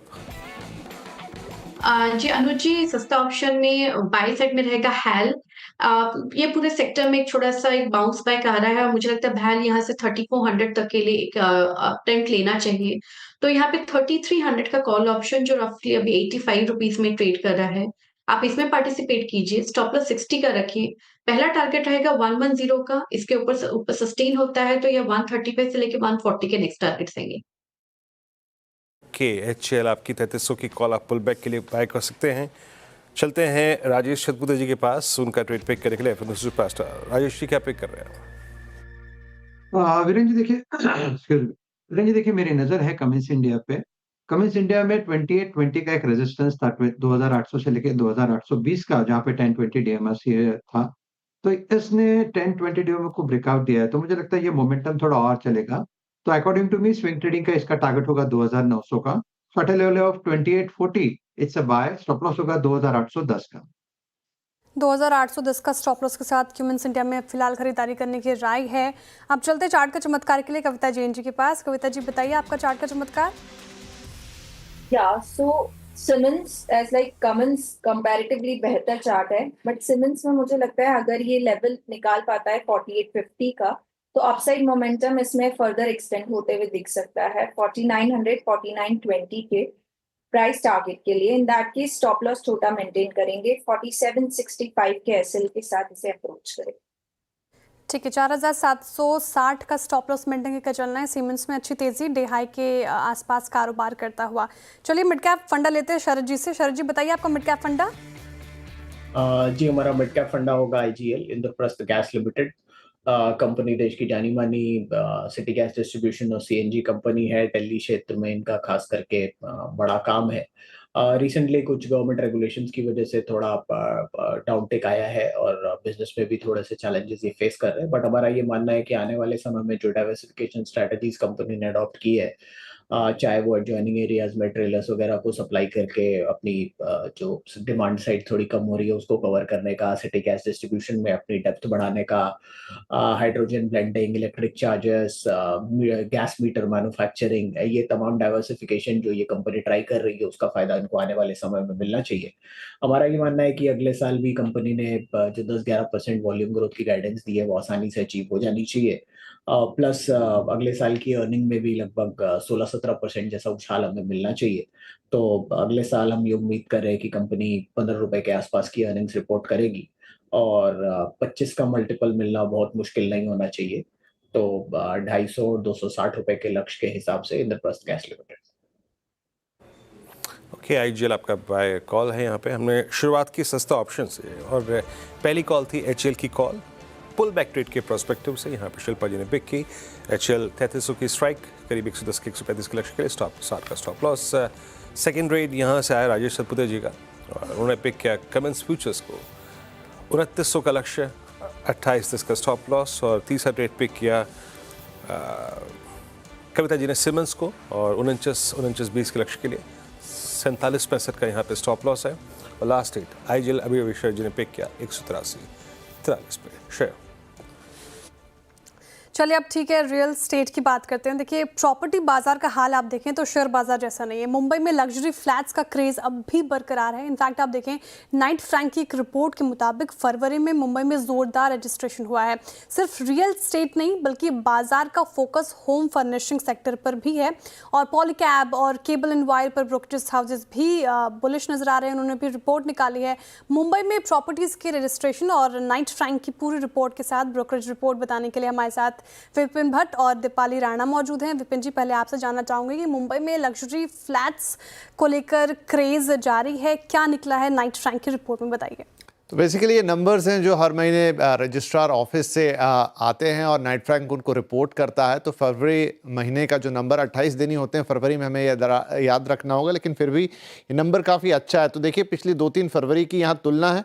2023 में तो ये आंकड़ा 10,000 के नीचे था, लेकिन पिछले साल 12,000 के ऊपर था और इस साल थोड़ा सा घटा है। अब इसमें कैच ये है कि ठीक है, पिछले साल के मुकाबले नंबर जो रजिस्ट्रेशन का ये थोड़ा कम ज़रूर हो रहा है, लेकिन अभी भी आप देखिए कि 11,000 के ऊपर बना हुआ है। तो अगर हम प्री पैंडेमिक बात करें उसके मुकाबले बाजार की जो रफ्तार है वो अभी भी बरकरार है। ठीक है, 400, 500, 600 यूनिट्स कम ज़्यादा हो सकते हैं, लेकिन अभी भी 11,000 के ऊपर इस नंबर का आना ये बता रहा है कि जो प्रॉपर्टी मार्केट है मुंबई के अंदर वो रोबस्ट है। और क्यों बात मुंबई की? क्योंकि मुंबई देश का वैसे सबसे एक्सपेंसिव मार्केट तो है ही रियल एस्टेट के टर्म्स में, लेकिन एक इंडिकेटर भी हम इसे मानते हैं जब हम पूरे देश के प्रॉपर्टी बाजार की बात करते हैं। अब ये देखिए फरवरी में अगर हम बात करें स्टैंप ड्यूटी से जो कलेक्शन हुआ है वो 896 करोड़ है। नंबर्स ये इंडिकेट करता है, जैसा आपने भी कहा, कि लग्जरी प्रॉपर्टी की डिमांड अभी भी ज्यादा है। यूनिट्स वहां पर कम बिकेंगी, ध्यान रखिए, लग्जरी यूनिट्स महंगे होंगे। 5 करोड़ से ऊपर की प्रॉपर्टी काफी बिक रही है, लेकिन उससे जो स्टैंप ड्यूटी और रेवेन्यू आएगी वो ज्यादा आएगी। तो उस टर्म्स में सरकार को काफी सारी कमाई अभी भी हो रही है।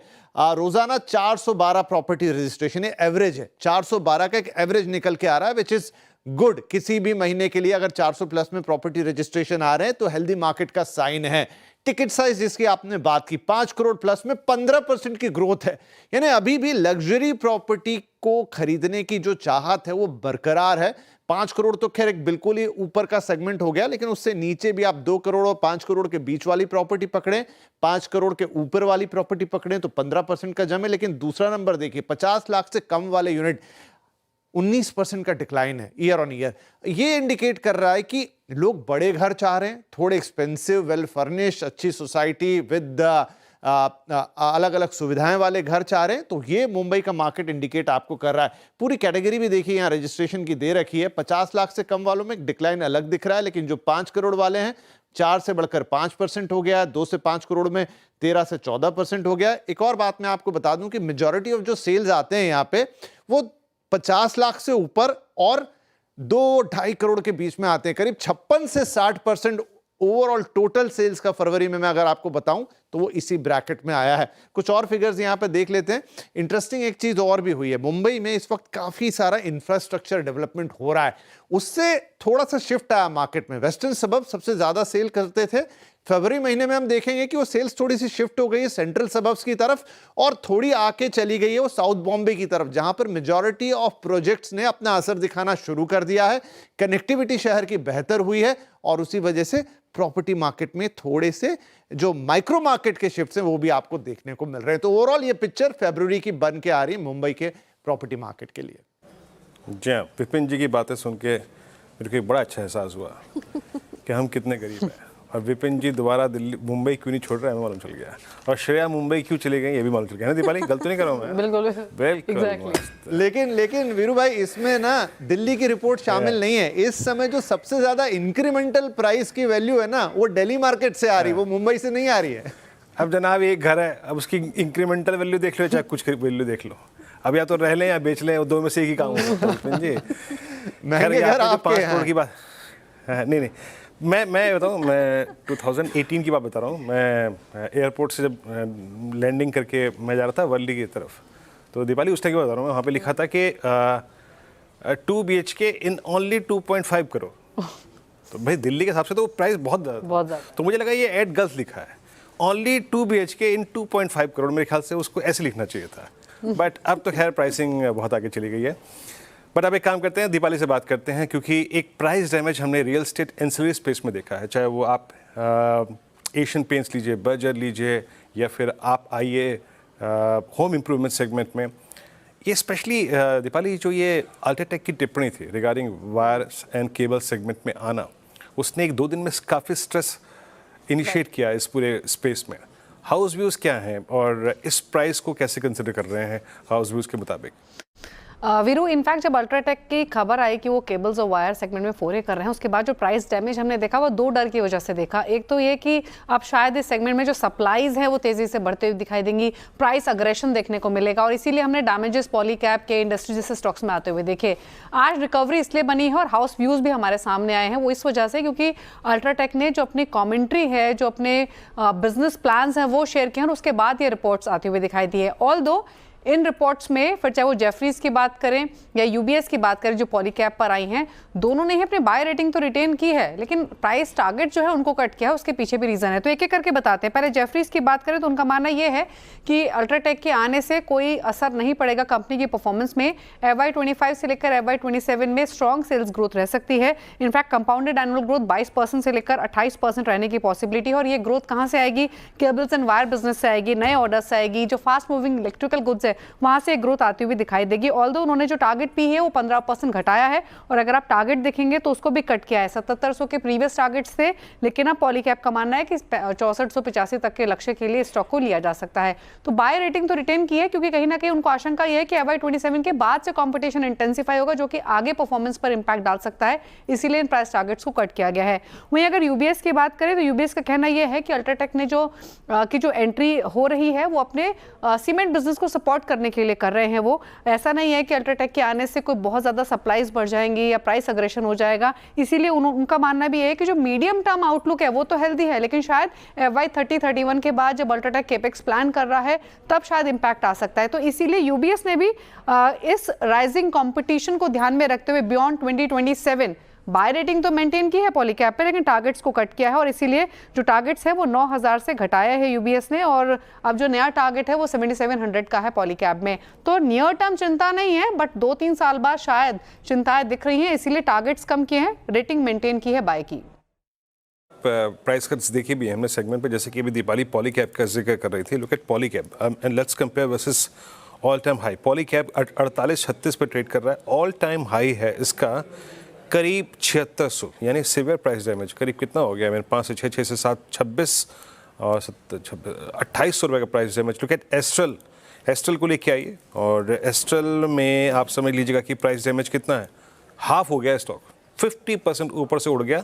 2600 रुपये का या फिर 2550 का ऑल टाइम हाई था, इट्स नाउ 1350। शरद जी, आपने इस पूरी डिस्कशन को सुना, आपने मुंबई की प्रॉपर्टी रजिस्ट्रेशन के ट्रेंड्स को देखा, स्पेशली लग्जरी पे अभी भी फोकस है।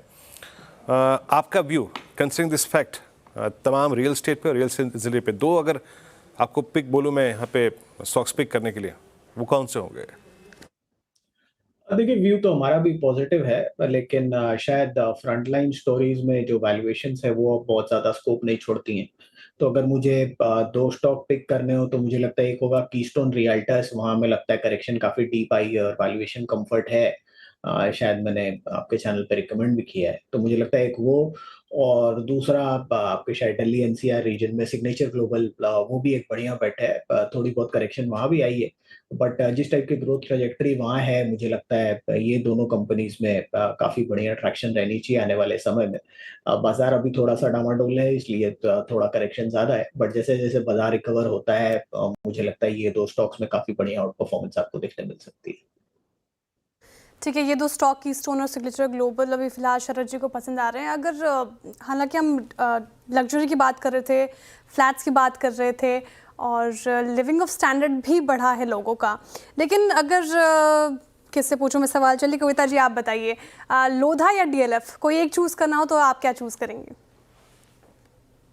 डीएलएफ।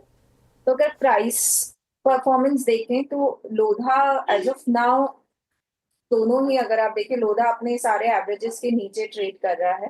इवन डीएलएफ को भी अगर आप देखेंगे तो वो अपने सारे एवरेजेस के नीचे ट्रेड करता हुआ दिख रहा है, क्योंकि ओवरसोल्ड टेरिटरी में है। एक अच्छे प्राइस मूवमेंट डीएलएफ पर मुझे लगता है 1C662 के ऊपर मेंटेन होकर ट्रेड करना लगेगा, तब बनते हुए दिखेंगे। बट अगर पोजिशनिंग है तो I will say stop loss maintain करें, 630 के स्टॉप लॉस को मेंटेन करना चाहिए। अपने एवरेजेस को टेस्ट करते हुए दिख सकता है अपसाइड 670, 680 के प्राइस टारगेट के लिए DLF will be the buy. ठीक है, तो डीएलएफ पसंद आ रहा है कविता जी को, और डीएलएफ बाई की कॉल है यहाँ पे फिलहाल। चलिए अब और 2 स्टॉक्स की बात करते हैं जिसमें अच्छी तेज़ी आज के सत्र में हमें देखने को मिली। ब्रोकरेजेस रिपोर्ट भी बुलिश थे। पीएफसी और आरएससी की बात करूँ, इसमें देखिए आज 4% से ज़्यादा की तेज़ी दिखी है। और पीएफसी आरएससी में क्यों है ये तेज़ी, ये बताने के लिए होरमास जी जुड़े हैं मेरे साथ। बताइए होरमास जी, क्या है एनालिसिस? गुड आफ्टरनून श्रेया, और अच्छा इंटरेस्टिंग एनालिसिस है सीएलएसए की तरफ से। दोनों पीएफसी और आरईसी को हाई कन्विक्शन आउट परफॉर्म की लिस्ट में सीएलएसए ने शामिल कर लिया है। शुक्रवार को ही इन दोनों पीएफसी आरईसी पर नोट आई थी सीएलएसए की, मगर तब उनकी आउट परफॉर्म रेटिंग थी। आज उनको अपग्रेड करके हाई कन्विक्शन आउट परफॉर्म में शामिल किया गया है। और पीएफसी के लिए जो लक्ष्य है वो 540 से काटकर 525 किया गया है सीएलएसए की तरफ से। उन्होंने ये कहा है कि जो उनकी एग्जिस्टिंग पाइपलाइन है, जो नॉन डिसबर्स लोन्स है, वो उनकी डबल डिजिट ग्रोथ को सपोर्ट करेंगे, और उनके जो बैड लोन्स, जो खराब, जो उनके एनपीएस जो हो गए थे जो बीते हुए काल में, वो अब पीछे छूट चुके हैं पीएफसी के लिए, और आने वाला समय कंपनी के लिए अच्छा है, ये सीएलएसए का कहना है। उनकी लोन ग्रोथ अच्छी है, आरओई अच्छी है, डिविडेंड यील्ड अच्छी है, और वैल्यूएशंस जो है वो आकर्षक है। लिहाजा सीएलएसए ने पीएफसी को अपनी इस हाई कन्विक्शन आउट परफॉर्म की सूची में शामिल किया है। आरईसी के लिए भी लगभग कमेंट्री जो है सीएलएसए की सिमिलर ही है। अगर आप देखें तो यहाँ पर भी जो लक्ष्य है वो 590 से काटकर 525 किया गया है, और उनका ये कहना है कि जो 55% जो अनडिसबर्स्ड सैंक्शंस है उससे ये डबल डिजिट ग्रोथ ऑलरेडी दर्शा रहा है आरईसी के लिए। और पिछले 3 सालों में कंपनी की कोई स्लिपेज नहीं हुई है और आने वाला समय यहाँ पर भी कंपनी के लिए अच्छा है। उनकी भी बेस्ट इन क्लास डिलीवरी है और सीनियर मैनेजमेंट जो है उनका रिकॉर्ड काफ़ी मजबूत है। तो इस वजह से दोनों पीएफसी और आरईसी को हाई कन्विक्शन आउट परफॉर्म की लिस्ट में शामिल किया है। दिलचस्प बात यह है कि 12 एनालिस्ट दोनों स्टॉक्स को कवर करते हैं और सभी 12 एनालिस्ट की खरीदारी की राय है दोनों स्टॉक्स पर। और 2023 के पीएसयू इंडेक्स के सबसे अच्छे चलने वाले शेयर्स थे, 250% का उछाल हमें दोनों शेयरों में देखने मिला था। तो ये high conviction out perform CLSA की तरफ से पीएफसी और आरईसी। जी हाँ, पीएफसी आरईसी यहाँ पे हॉर्मोस ने ये एनालिसिस प्रस्तुत किया और देखिए आरईसी पीएफसी बीते बुल रन में जो कि स्टार्ट हुआ था ऑलमोस्ट जैन 2023 में, और अगर मैं मान के चलूँ कि वो सिंक हुआ बुल रन करीब करीब अक्टूबर में जाके, ये वो स्टॉक्स थे जिन्होंने मल्टीफोल्ड रिटर्न दिए। इसका ड्रीम ब्रेकआउट था, just putting instance of REC में उदाहरण के तौर पे 134 पे भाव था फरवरी 2023 में 134 रुपये का। 134 का 234, 334, 434, 534, 634 और हाई रहा करीब 670 का। अच्छा मानस, हमारी जो एक रिट्रेसमेंट थ्योरी होती है जिसमें 33, 62, उसके बाद 38, 50, 38, क्या ये मीनिंगफुल लेवल है जहां पे 350 से 80 के बीच में पीएफसी आरईसी एक बेस बना ले? आपकी रीडिंग क्या कहती है, not as a trader, for a investor? देखिए ऑलमोस्ट 50% करेक्ट हो चुका है पिछली रैली से स्टॉक, तो जगह तो सही है जहां से रिवर्सल देखने को मिल सकता है। बट अगर आप देखें तो 200 वीक मूविंग एवरेज मेरे ख्याल से 320 या 310 के आसपास है, तो वहां तक का अगर आप रिस्क ले सकते हैं तो फिर आप इन्वेस्टमेंट के तौर पे लॉन्ग टर्म में 6 से 8 महीने का टाइम फ्रेम लेके एक लॉन्ग पोजीशन करंट लेवल्स बना सकते हैं, या तो 25% अभी खरीदिए, या अगर थोड़ा डिप मिले तो 25% और ऐड करिए। लेकिन ये सही है कि जगह बहुत सही है जहां से आरईसी एक मीनिंगफुल रिकवरी दिखा सकता है। बट अगर आप ट्रेडर हैं तो कंफर्मेशन के लिए वेट करिए, 400 रुपए के ऊपर ही खरीदारी करना बेहतर आइडिया है। ओके, 400 रुपये के ऊपर ही खरीदारी करना एक बेहतर आइडिया होगा। खैर, इस बीच चलिए अब विषय को थोड़ा चेंज करते हैं, अब टेक्निकल्स से और शॉर्ट टर्म कॉल्स से चलते हैं मीडियम टर्म कॉल्स की तरफ और थोड़ा पोर्टफोलियो बिल्डिंग की तरफ। अच्छा गुरमीत, मैं अक्सर उनको पाजी कह के उच्चारण करता हूँ, हमारे साथ आने वाले गुरुकुल में भी होंगे, याद रखिएगा, और उनका एक दुर्लभ सा सेशन, यकीन मानिए आप सुनिएगा, मज़ा आ जाएगा। मैं पिछली बार स्टूडियोज़ में नहीं था क्योंकि उस दिन मेरा कोई सेशन नहीं था, बट मज़ा आ गया था। इस बार मैं रहूँगा सेशन में भी। पाजी, पिछली बार जब हम मिले थे ना इस गुरुकुल में तो हालात दूसरे थे, सेंटिमेंट्स दूसरे थे, लिक्विडिटी मार्केट्स को चेस कर रही थी। इस बार का ये गुरुकुल देखना क्या ज़रूरी है, क्या पढ़ाएंगे आप इस बार? क्योंकि प्रोस्पेक्टिव, लिक्विडिटी, सेंटिमेंट, और जो लोग 2020-21 में आए थे वो इस वक्त डिफरेंट स्टेट में हैं। क्या पढ़ाएंगे आप इस बार गुरुकुल में? वीर जी थैंक यू, और मुझे इसका पार्ट बनाने के लिए। और देखिए, हम तो क्या सिखाएंगे, मार्केट सिखाता है, और मार्केट बार बार ये बोलता है कि बेसिक्स को मत भूलिए। बेसिक्स में आपका अर्निंग ग्रोथ आता है, वैल्यूएशन आता है, आपको बैलेंस शीट कैसे देखना है, बिजनेस मॉडल को कैसे देखना है, कौन सा बिजनेस कितना स्केलेबल है वो आप कैसे पता कर सकते हैं। मुझे एक होते हैं रिस्क मैनेजमेंट टूल्स क्या क्या है, जैसे हम आप जैसे स्क्रीन पे दिखा रहे हैं, फॉरेंसिक चेक जिसे हम बोलते हैं, कहाँ पे रेड फ्लैग है। तो आई थिंक बेसिक्स पे बात करेंगे। और मैं हमेशा बोलता हूँ कि जब बाजार बढ़ रहा होता है बहुत तेजी से तो रिस्क बढ़ रही होती है, और बाजार जब घट रहा होता है बहुत तेजी से तो एक्चुअली रिस्क कम हो रही होती है, लेकिन हमारा जो ब्रेन है वो हमें दूसरे सिग्नल देता है। तो मैं हमेशा बोलता हूँ कि 50% इन्वेस्टिंग फंडामेंटल है, 50% बिहेवियर है। तो आई थिंक थोड़ा सा बिहेवियर मैनेजमेंट पे भी चर्चा करेंगे। और हम हमेशा देखते हैं वीरू की जब कि कोविड में ये शेयर इतने का आ गया था, लेना चाहिए था, टाटा मोटर्स 100 रुपए का आ गया था, लेना चाहिए था, इंडियन होटल 90 रुपए का आ गया था, कैसे कितने सारे शेयर है, डीवीज लैब। लेकिन जब जब करेक्शन आता है, शार्प करेक्शन आता है, तो हम उसको उस समय करेज जो होती है इन्वेस्ट करने की वो कम हो जाती है। तो पेनफुल पीरियड है ये, बट जो है मुझे लगता नहीं कि कोई ग्रोथ स्टोरी में इंडिया की कोई बहुत बड़ा डेंट लगा है। तो इस पे बात करेंगे कि कैसे इस फेज को नेविगेट करना है। वो कहते हैं ना, सिलेंडर के पैसे से डिफेंडर को कैसे, है ना पाजी, थोड़े पैसे से बिल्कुल बिल्कुल। अच्छा, मैं आता हूँ अब ऑन सीरियस नोट। आप अपने क्लाइंट से बातचीत करते हैं, अपने पीएमएस के उनसे बातचीत करते हैं। आपका हमेशा अगर आप देखें व्यू रहता है कि भाई हमारे पीएमएस में पैसा आए। अभी पिछले एक महीने से जो आपकी क्लाइंट से बात में थोड़ा सा जो इन्वेस्टर्स का बिहेवियर है, स्पेशली एचएनआई लॉबी, वो क्या कर रही है और उनके बाइंग पैटर्न या फिर जो मार्केट्स को अवॉइड करने का पैटर्न है वो आपको सजेस्ट क्या कर रहा है? हम समवेयर क्लोजर टू बॉटम है या नहीं है गुरमीत जी? एक सेंस क्या कहता है ये? देखिए वीर जी, मुझे लगता है मार्केट ओवरसोल्ड है, बट क्या है कि बाजार जब ओवरसोल्ड होता है तो वो कुछ समय तक ओवरसोल्ड रह सकता है, और जो वॉलेटिलिटी है वो इनसे ना, आज देख लीजिए ड्यूरिंग इंट्राडे ऊपर खुले फिर नेगेटिव हुए, मिड कैप इंडेक्स बहुत नेगेटिव था, फिर ग्रीन में आया। रिलायंस जैसा शेयर 3-4% एक दिन में गिर रहा है। फ्राइडे को एचडीएफसी ऊपर था, आज एचडीएफसी नीचे है।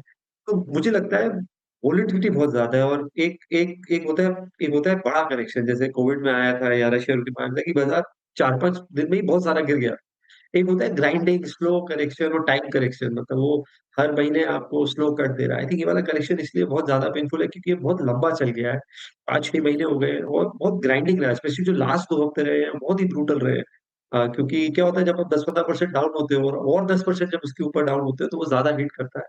तो हमारा अब जो बेवजह 2 चीज़ें देखने को मिल रही है। एक थोड़ा-सा जो बड़े फैमिली ऑफिसेज़ हैं, एचएनआईज़ हैं, वो थोड़े-सा टैक्स हार्वेस्टिंग कर रहे हैं। नीचे थोड़े से लॉसेस बुक कर रहे हैं, वो थोड़ा लार्ज कैप की तरफ झुकाव बढ़ा है। तो मुझे लगता है उसमें से थोड़ी आपको ज़्यादा वॉलेटिलिटी भी देखने को मिल रही है। दूसरा स्मार्ट मनी जो है वो ये देख रहा है कि कौन से स्टॉक में न्यूज़ अच्छी है पर वो फिर भी गिर रहा है।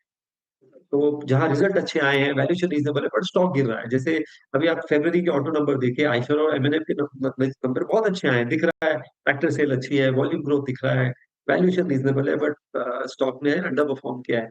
सिमिलरली बैंक्स हैं, अब इतने 12 साढ़े 12 के मल्टीपल के बाद अगर बैंक निफ्टी आज फिर 200-300 पॉइंट डाउन है, मतलब बहुत ज़्यादा ओवरसोल्ड ज़ोन में है। बहुत सारे बैंक बुक वैल्यू के नीचे आ गए, कुछ पीएसयू बैंक तो 0.5, 0.6 बुक पे है।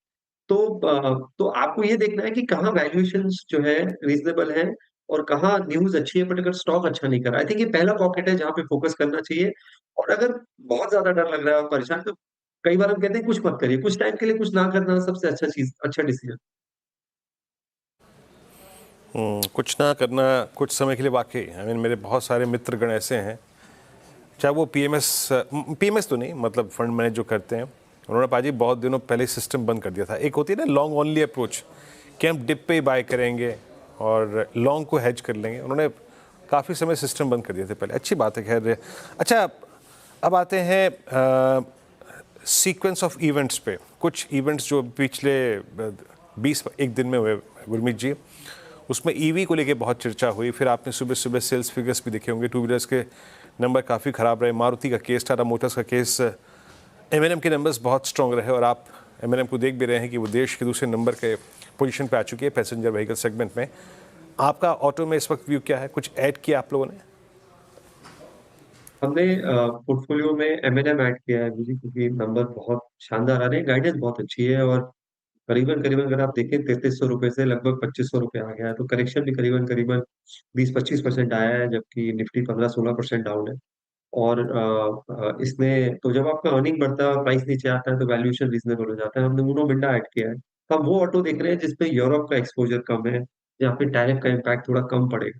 आई थिंक ये हमारा फोकस एरिया ज्यादा है। मुझे इस भाव पे एक्चुअली टाटा मोटर्स भी बुरा नहीं लगता है, क्योंकि मुझे लगता है काफी सारा नेगेटिव प्राइस में है, और अगर चाइना में स्टिमुलस आया, बड़ा स्टिमुलस आया, अभी वहाँ पे मीटिंग हो रही है क्योंकि टैरिफ कल से आने हैं, तो वो शायद टाटा मोटर्स के लिए अच्छा हो सकता है। उसके अलावा हम जो है सॉफ्टवेयर रिलेटेड प्ले जो है कार्स का, उस पे भी थोड़ी सी निगाह रख रहे हैं। अगर थोड़ा और करेक्शन मिलता है, केपीआईटी में मिलता है या टाटा एल्क्सी में मिलता है, तो उस पे निगाह रहेगी। फॉर द टाइम बीइंग अभी हमने ऐड नहीं किया है, बट अगर थोड़ा सा प्राइस करेक्शन और मिलता है 10-15% का, तो वो भी देख सकते हैं। बिल्कुल गुरमीत जी, आपने ऑटो सेक्टर को लेकर अपनी राय रखी। Good afternoon. लेकिन आज कुछ ऐसे स्टॉक्स भी देखे हमने जिसमें अच्छी तेज़ी देखने को मिल रही है, स्पेशली समर से पहले आप देखें, वोल्टास देखें, ब्लू स्टार देखें, काफ़ी ज़्यादा एक्शन पर्टिकुलर्स काउंटर में, कैपिटल गुड्स में देखने को मिल रही है। क्या लग रहा है सर आपको कि इस पर्टिकुलर सेक्टर में आपने कोई रुझान रखा है अभी फिलहाल सीजनल चेंज के अकॉर्डिंग? देखिए फरवरी सबसे बहुत टाइम बाद गर्म महीना रहा है। मैं तो नॉर्थ में हूँ, तो इतनी गर्म फरवरी नहीं देखी है हमने। तो हो सकता है इस बार सब प्रेडिक्ट कर रहे हैं कि जो हीट है टेम्परेचर है, नॉर्म वैसे भी ग्लोबल वार्मिंग का इश्यू लंबा रहेगा। तो आप टैक्टिकली कुछ पोजीशन ले सकते हैं, चाहे वोल्टास है, चाहे ब्लू स्टार या व्हर्लपूल है, तो उसमें आप टैक्टिकली ले सकते हैं। और अगर आप वोल्टास इन पर्टिकुलर देखें तो पिछले 5 साल में थोड़ा-सा सबड्यूड रहा है परफॉर्मेंस, क्योंकि जो उनका ईएमपीएस है, अभी आप नियर टर्म अपसाइड छोड़ दीजिए, नहीं तो 1100 बहुत समय तक रहा है। उसका जो ईएमपीएस है, जो इंस्टीट्यूशनल सेल्स है, उसने थोड़ा-सा ड्रैग किया है। प्लस जो बेको उन्होंने एक्विजिशन किया था, जहाँ पे वो बाकी अप्लायंसेस में गए थे, फ्रिज में गए थे और बाकी अप्लायंसेस, वो इतना अच्छा सा टेक ऑफ नहीं किया है। तो वोल्टास देख सकते हैं। और हम थोड़ा-सा कंजम्पशन प्ले को थोड़ा ब्रॉड बेस करना चाहते हैं, हम उसमें ट्रैवल टूरिज्म डालना चाहते हैं। महाकुंभ में हमने देखा बहुत अच्छा फुटफॉल रहा है, तो उसमें होटल रिलेटेड प्ले है, एयरलाइन रिलेटेड प्ले है, कंजम्पशन रिलेटेड प्ले है, टूरिज्म रिलेटेड प्ले है, आईआरसीटीसी है। तो हम थोड़ा-सा उसको एक्सपैंड करके देखना चाह रहे हैं। और डिस्क्रिशनरी में टेक्निकली ऑटो भी आता है। तो टू व्हीलर्स में अगर आप देखेंगे तो टीवीएस के नतीजे बहुत अच्छे हैं, मैनेजमेंट अच्छी है, डेट कम हुआ है, लगभग ना के बराबर हो गया है, नंबर्स बहुत अच्छे आए हैं। आज मार्केट में ऊपर है 4-5%, जबकि इतनी नेगेटिविटी है। इस टफ एनवायरनमेंट में अगर किसी के नंबर्स अच्छे आ रहे हैं, अर्निंग मल्टीपल रीजनेबल है, मुझे लगता है वहां पे फोकस करना चाहिए। ये कुछ ऐसे स्टॉक्स जो आपको अच्छे लग रहे हैं फिलहाल। लेकिन आज एक और स्टॉक फोकस में था, अल्ट्राटेक सीमेंट की बात कर रही हूँ। इनफैक्ट आपने न्यूज़ फॉलो ही किया होगा सर, जिस तरीके से थर्सडे और फ्राइडे के सेशन में उस पर डेंट पड़ता नज़र आया था, जब उन्होंने कहा था कि केबल एंड वायर स्पेस में वो एंट्री ले रहे हैं। उसके बाद आज देखिए अच्छा पुल बैक देखने को मिल रहा है, मैनेजमेंट की तरफ से एक एश्योरेंस आई कि अब वो अपने कंपनी को डाइवर्सिफाई नहीं करेंगे, सेंटिमेंट सुधरा है। तो आपका नज़रिया क्या बदला है अल्ट्राटेक सीमेंट को लेकर? आप क्या बुलिश हैं इस पे, कैसे देख रहे हैं आप इस स्टॉक को? देखिए, मेरा ये मानना है कि पहले हालांकि बिरला ओपस जो पेंट है उन्होंने ग्रासिम में किया है और यहाँ पे केबल एंड वायर कर रहे हैं। डिस्ट्रीब्यूशन नेटवर्क सीमेंट पेंट का और केबल और वायर का बहुत अलग होता है। हालांकि ठीक है, हाई आरओसी बिजनेस है और 18,000 मैं ये मानता हूँ कि शायद पहले पेंट्स में एक एक क्योंकि काफी कैपेसिटी बिल्ड करी है, मार्केट शेयर अभी लगभग 3% ही लिया है। और एशियन पेंट्स वहां पे 60% मार्केट शेयर पे था, 60 से ज्यादा था। यहाँ पे जो केबल एंड वायर मार्केट है ये बहुत फ्रेगमेंटेड है। अगर आप अनऑर्गेनाइज मार्केट और बड़ा है तो आप उसको ऐड कर लेंगे तो शायद पॉलीकैब का शेयर 12% ही है, ऑर्गेनाइज में ऐड करेंगे तो शायद 20-22% है। तो मैं हमेशा बोलता हूँ कि कोर पे ज्यादा फोकस होना चाहिए। और सीमेंट में भी कंसोलिडेशन हो रहा है, क्योंकि अब 2 लार्ज प्लेयर निकल के आ रहे हैं, जो कि अदानी है और अल्ट्राटेक है। तो मेरा ये मानना है कि टू मच डाइवर्सिफिकेशन कोर से अच्छा नहीं होता है। हालांकि उन्होंने क्लैरिफाई किया है कि उनका फोकस जो है स्ट्रेटेजिक है और रिटर्न रेशियोज बूस्ट करना है और नेटवर्क को एनकैश करना है। तो जब तक वो प्राइसिंग में नहीं पड़ते हैं और उसको स्ट्रेटेजिक रहने देते हैं और स्मॉल पार्ट रहता है बिजनेस का, तब तक प्रॉब्लम नहीं है। लेकिन अगर अगर और चेंज होता है तो ये कहीं कहीं जब भी कैपिटल एलोकेशन डिसीजन होगा, स्ट्रीट 1-2 क्वार्टर के लिए थोड़ा सा सर्कमस्पेक्ट हो जाती है, देखना चाहती है कि किस तरफ केपेक्स हो रहा है। तो मेरे हिसाब से सीमेंट में ओवरऑल ट्रेंड्स अच्छे हैं, बट मैं न्यूट्रल हूँ इस लेवल पे एडिंग सीमेंट स्टॉक्स। पता है भाजी, हमने भी जिनसे बाजार सीखा था ना, बड़ी अच्छी बात वो बोलते थे कि दिल्ली एनसीआर में जब ककड़ी बिकनी शुरू हो जाए ना तो वोल्टास लॉन्ग कर दिया करो। तो मैंने परसों नोएडा में देखी थी, ककड़ी बिक रही थी और तब से यकीन मानिए 2 दिन से वोल्टास तेजी में है। कुछ बातें जो है वो गुरु मंत्र के तौर पे काम करती है। अच्छा, मैं एक स्पेस पे और बात करता हूँ आपसे, और वो है capital market segment. Look at BSc, MCX, CDSL, camps, जो प्राइस डैमेज हुआ है। गुरमीत, आप लोगों के पास क्या था और क्या एवरेज आउट करना चाहिए, और लॉजिक क्या है आपका इस पर अगर एवरेज आउट करना चाहिए तो? हमारे पोर्टफोलियो में 2 स्टॉक्स है कैपिटल मार्केट प्ले के करंटली, सीडीएसएल है और कैम्स है। डेफिनेटली थोड़ा सा वॉल्यूम कम हुआ होगा तो शायद थोड़ा इम्पैक्ट आपको सीडीएसएल में देखने को मिल सकता है, क्योंकि अभी निखिल कामत जी का भी ट्वीट आया कि 15 साल बाद ट्रेडिंग वॉल्यूम्स जो है कम हुए हैं और ये मार्केट सेंटिमेंट लिंक्ड होता है। लेकिन अगर आप दोनों का बिजनेस मॉडल देखें, जैसे सीडीएसएल है, इसमें खाली ट्रांजैक्शन रेवेन्यू जरूर इम्पैक्ट होगा, बट उसमें एन्युटी है, नॉन ट्रांजैक्शन रेवेन्यूज है, जैसे केवाईसी करते हैं, ई वोटिंग करते हैं, तो रेवेन्यू स्ट्रीम मल्टीपल है। सिमिलरली आपका इंश्योरेंस का भी डीमटेरियलाइजेशन ग्रेजुअली हो रहा है, एआईएफ्स का हो रहा है। तो मुझे ठीक है, शॉर्ट टर्म में थोड़ा ब्लिप आएगा, वैल्यूएशन स्ट्रेच थे तो बाजार में थोड़ा प्राइस करेक्शन भी हुआ है और टाइम करेक्शन भी होगा। सीडीएसएल लगभग 2000 से 1100 है, तो लगभग 40-45% पे है। तो मेरे हिसाब से लेकिन फंडामेंटल स्टोरी ये है कि इक्विटी कल्चर बढ़ना है, फाइनेंशियलाइजेशन और सेविंग होनी है, न्यू जनरेशन है और डिजिटल कंजम्पशन करेगी, तो मुझे लगता है ये मौका है एक्यूमुलेट करने का। पहले ये वाला क्वार्टर थोड़ा सॉफ्ट आ सकता है क्योंकि इसमें मार्केट इम्पैक्ट होगा, पर लंबे समय में कोई दिक्कत नहीं। इनफैक्ट अगर बीएसई और गिरता है यहाँ से और थोड़ा और रीजनेबल हो जाता है, तो उसको भी कंसिडर किया जा सकता है क्योंकि बीएसई अभी भी बहुत महँगा है। अगर आप एनएससी देखें अनलिस्टेड मार्केट में, एनएससी आपको 26-28 के मल्टीपल पे मिलता है। बीएसई लगभग उससे डबल है। तो मुझे लगता है कि कहीं न कहीं ये वैल्यूएशन इस मार्केट ये बाज़ार अगर आपका वैल्यूएशन ज़्यादा है, फोर्थ में मिस आता है नंबर में, बहुत पनिश करता है। ये हमने बहुत सारे केसेज़ में देखा है। तो यहाँ पे थोड़ा-सा केयरफुल होने की ज़रूरत है, बट जैसे मैं बोल रहा हूँ स्ट्रक्चरली कोई प्रॉब्लम नहीं है। मतलब ऐसा कोई फंडामेंटल इश्यू नहीं है, कोई भी कैपिटल मार्केट में। इनफैक्ट अच्छी एएमसीज़ भी आप ऐड कर सकते हैं। वहाँ पे भी नंबर थोड़ा सॉफ्ट आएगा मार्क टू मार्केट की वजह से क्योंकि management fees mark to market value of assets पे होती है। एवरेज हम जिसे बोलते हैं, daily average net asset value जिसे हम बोलते हैं, उसपे थोड़ा-सा इम्पैक्ट आ सकता है। उसमें भी अगर गिरावट आती है तो निप्पॉन है, एचडीएफसी है, लिए जा सकते हैं। अच्छा, मैं पॉसिबली यहाँ पे लास्ट प्रश्न पूछूंगा आपसे। गुरमीत जी, ये जो टैरिफ वॉर के चलते सडनली यूएस में इन्फ्लेशन बढ़ने का खतरा और वो ट्रांसलेट तमाम आईटी कंपनियों के स्टॉक प्राइसेस पे हुआ है, और हमारे यहाँ तो ये 41,000 से 37,000 का प्राइस डैमेज निफ्टी आईटी पे सिवियर था।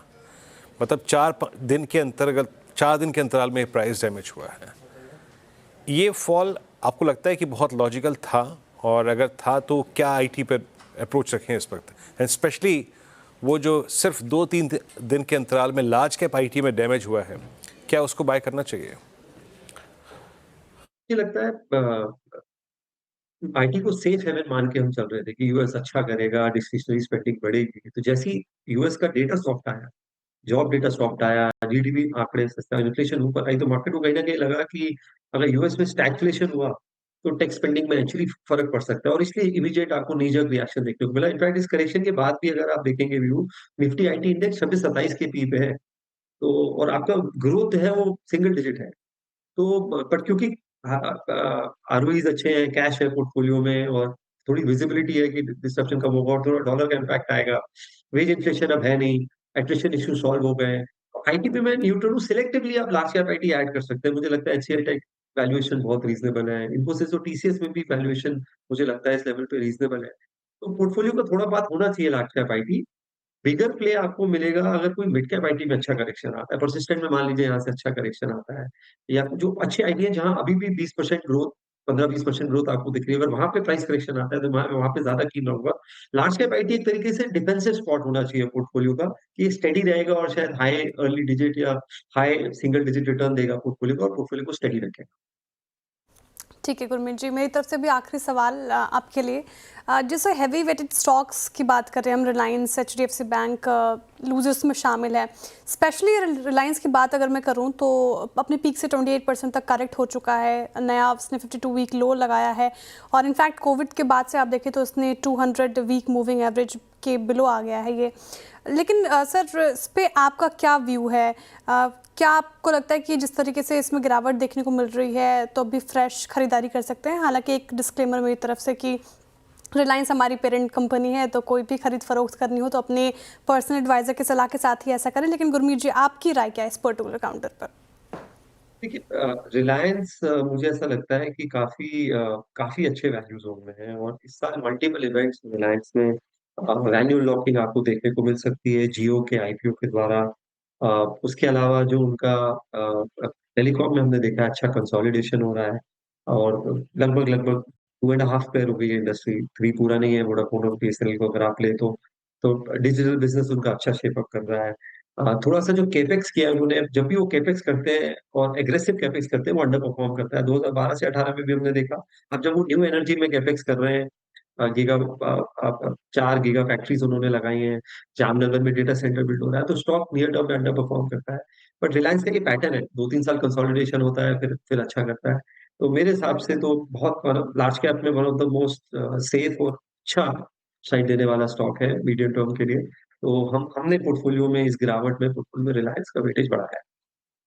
ठीक है, आपने इस गिरावट में वेटेज बढ़ाया है। बहुत बहुत शुक्रिया गुरमीत जी, हमारे साथ जुड़ने के लिए, तमाम सवालों के जवाब देने के लिए। बहुत शुक्रिया सर आपके समय के लिए। चलिए अब चलते हैं डीलिंग रूम की तरफ। क्या कुछ संकेत वहाँ से मिल रहे हैं और कौन से स्टॉक्स फोकस में, बताइए यतिन जी। तो हर रोज़ की तरह आज भी डोमेस्टिक फंड्स थोड़े बहुत एग्रेसिव होकर खरीदारी कर रहे हैं, और उनको लगता है कि ये जो करंट मार्केट लेवल है निफ्टी का, वो शायद बाजार एग्रेसिवली डिफेंड करेगा, खास करके जो 21,800 और 22,000 का बैंड है, उस तरफ डीलर सपोर्ट देख रहे हैं और इसीलिए बाय रिकमेंडेशंस की तरफ वो ज़्यादा ध्यान दे रहे हैं। JSW एनर्जी एक स्टॉक है जहाँ डीलर्स BTST की ट्रेड रिकमेंड कर रहे हैं 485 से 490 के टारगेट्स के साथ, और यहाँ अगर आप देखें तो फ्रेश बाइंग भी देखने को मिल रही है पिछले आधे घंटे में। इसके अलावा पॉलीकैब शेयर पिटा हुआ है, लेकिन डीलर्स को लगता है कि यहाँ से भी तेजी के ट्रेड्स बन सकते हैं। इनफैक्ट यहाँ एक लार्ज डोमेस्टिक म्यूचुअल फंड खरीदारी कर रहा है, जिसके चलते डीलर्स को लगता है कि कल के ट्रेड में भी यहाँ मोमेंटम रहेगा। वो BTST की एडवाइस दे रहे हैं 4,900 से लेकर 4,950। ओपन इंटरेस्ट 9% नीचे है, यानी आज आपको श्योरली फ्यूचर्स में एटलीस्ट शॉर्ट कवरिंग देखने को मिल रही है पॉलीकैब में। पॉलीकैब में फिलहाल बाई की कॉल डीलिंग रूम की तरफ से आते हुए। शुक्रिया यतिन जी तमाम जानकारी के लिए और स्टॉक्स बताने के लिए। अब निफ्टी की बात करें तो देखिए 7 अंकों की गिरावट 22,117 के लेवल पर, इनफैक्ट 22,112 के लेवल पर कारोबार कर रहा है, क्लोजिंग की तरफ बढ़ रहा है इनफैक्ट। और बैंक निफ्टी की भी हालत जस की तस 232 अंकों की गिरावट के साथ 48,112। वीरेंद्र जी, अब क्या लग रहे हैं स्थिति आपको, क्या कल के लिए स्ट्रैटेजी कैरी करना चाहेंगे ऐसे मूड माहौल में? देखिए श्रेया, ट्रेड का टेक्सचर है सेल एंड राइज सिंपली, ठीक है। सुबह के लेवल्स दिखाइएगा, वो मैं उसी के अकॉर्डिंगली समझाऊंगा आपको। You are closing at 22,112। सुबह के लेवल्स देखिए। RS1 क्या था? RS1 था 22,256, 310। इसके बीच में निफ्टी मिले, शॉर्ट करिए। शॉर्ट करा हमने, पैसे बने। कवर करने की राय क्या दी थी? कवर करने की राय दी थी बेस वन लेके आइए स्क्रीन पे। और निफ्टी का लो क्या है? लगभग आप समझ लीजिए कि 22,020-30 की ट्रैजेक्टरी, 22,083 से 21,978 के बीच में कवर करने की राय दी थी। 2 कारण थे इस कवर कॉल के लिए। एक तो श्रेया, आज का लो एग्जैक्टली आपका 100 वीक एक्सपोनेंशियल मूविंग एवरेज है और 22,000 पे पुट राइटिंग भी है। तो लॉजिकली कोई भी ट्रेड अगर आपको शॉर्ट ओपन करना है तो 2 सर्कमस्टेंसेस में ओपन करना है। If you get a pull back towards 22,300, 22,250 और इस ट्रेजेक्ट्री में जहां पर हमने सुबह कवर किया उस ट्रेजेक्ट्री में कवर करना है, तो लॉजिकली ये प्राइस अब कोई ट्रेड कैरी करने का नहीं है, याद रखिएगा। क्यों? 22,115 यहाँ पे ना रिस्क रिवॉर्ड रेशियो शॉर्ट पे अच्छा है ना लॉन्ग पे अच्छा है। बेटर टेस्ट ट्रेड होगा 22,300 के आसपास शॉर्ट करना, और या फिर कल मॉर्निंग में किसी भी घटनाक्रम के चलते अगर आप बेस वन तोड़ दें यानी 21,980, तब आएगा पेन, और उस कंडीशन में 21,833 खुल जाएगा। सो ये एक प्राइस किसी भी लिहाज से शॉर्ट ले जाने का नहीं है। हाँ, हालांकि फोर्स श्रेया शॉर्ट वालों के हाथ में अभी भी है, क्योंकि आज एक चीज़ जो गलत हुई है वो है रिलायंस का ब्रेकडाउन। विद स्टैंडर्ड डिस्क्लेमर, इस चैनल का स्वामित्व रिलायंस इंडस्ट्रीज होल्ड करते हैं, बट रिलायंस आज बेयर्स के हक में गया है। ये बात हो गई निफ्टी की, तो कुछ कैरी मत कीजिए, यकीन मानिए इंट्राडे में अच्छे रेट्स मिल रहे हैं। और दूसरी बात, निफ्टी बैंक, जरा एक बार HDFC बैंक लेके आइए। देखिए HDFC बैंक ने आज FIs की सेलिंग को विटनेस किया है। जिस प्रकार का बिहेवियर रहा, 1730, 735 से कोलैप्स हुआ टुवर्ड्स डे लो। इसका मतलब यह है कि FIs ने इसको आज टारगेट किया है। आज सुबह शॉर्ट की बात थी, बट क्लोजर टू RS1। अब हम क्लोज कहाँ हो रहे हैं? 48,113 पे। कल का इंडेक्स टू वॉच होगा श्रेया निफ्टी बैंक। अगर किसी भी सर्कमस्टेंसेस में ये रजिस्टर्स को छोड़ दीजिए, आप बेस लेके आइए। अगर आप 48,000 यानी मोस्ट एक्टिव पुट राइटर्स का जोन और ये 47,185 इस जोन को तोड़ गए तो दिक्कत होगी। तो कल हमें अपने ट्रेड्स को अकॉर्डिंगली प्लेस करना है एज पर निफ्टी बैंक। अगर ये कल 47,800, 48,000 के जोन को तोड़ता है तो फ्रेश ब्रेकडाउन होगा निफ्टी बैंक में, और अगर होल्ड करता है तो ये निफ्टी को भी थोड़ा बहुत रिलैक्स करने का मौका देगा। सो श्रेया, बेटर है गो न्यूट्रल। रोज़ बरोज़ इंडेक्स पे अच्छे लेवल्स मिल रहे हैं शॉर्ट करने के भी और लॉन्ग करने के भी। Better to go neutral Shreya. Better to go neutral, बिल्कुल सर। लेवल्स बता दिए गए आपको निफ्टी और बैंक निफ्टी को। ये रणनीति फिलहाल आपके सामने वीरेंद्र जी ने रखी। चलिए अब BTST STBT कॉल्स लेते हैं। शुरुआत करते हैं गाबा सर आपके साथ ही। BTST STBT। BTST, good afternoon to you Shreya. Stock का नाम है गोदरेज प्रॉपर्टीज। करीब 4 हफ्ते से हम लो देख रहे हैं, यहाँ पर वो सस्टेन कर रहा है, तो यहाँ पर रेसिलियंस है ऑन द डाउन साइड। अच्छा आपको मिला है, 2000 के आसपास ट्रेड कर रहा है, स्टॉप होगा 1960 70 का लगा दे, 30 रुपए का अपसाइड टारगेट 2100 के, मेरे ख्याल 2100 पॉसिबल है कल तक गोदरेज प्रॉपर्टीज।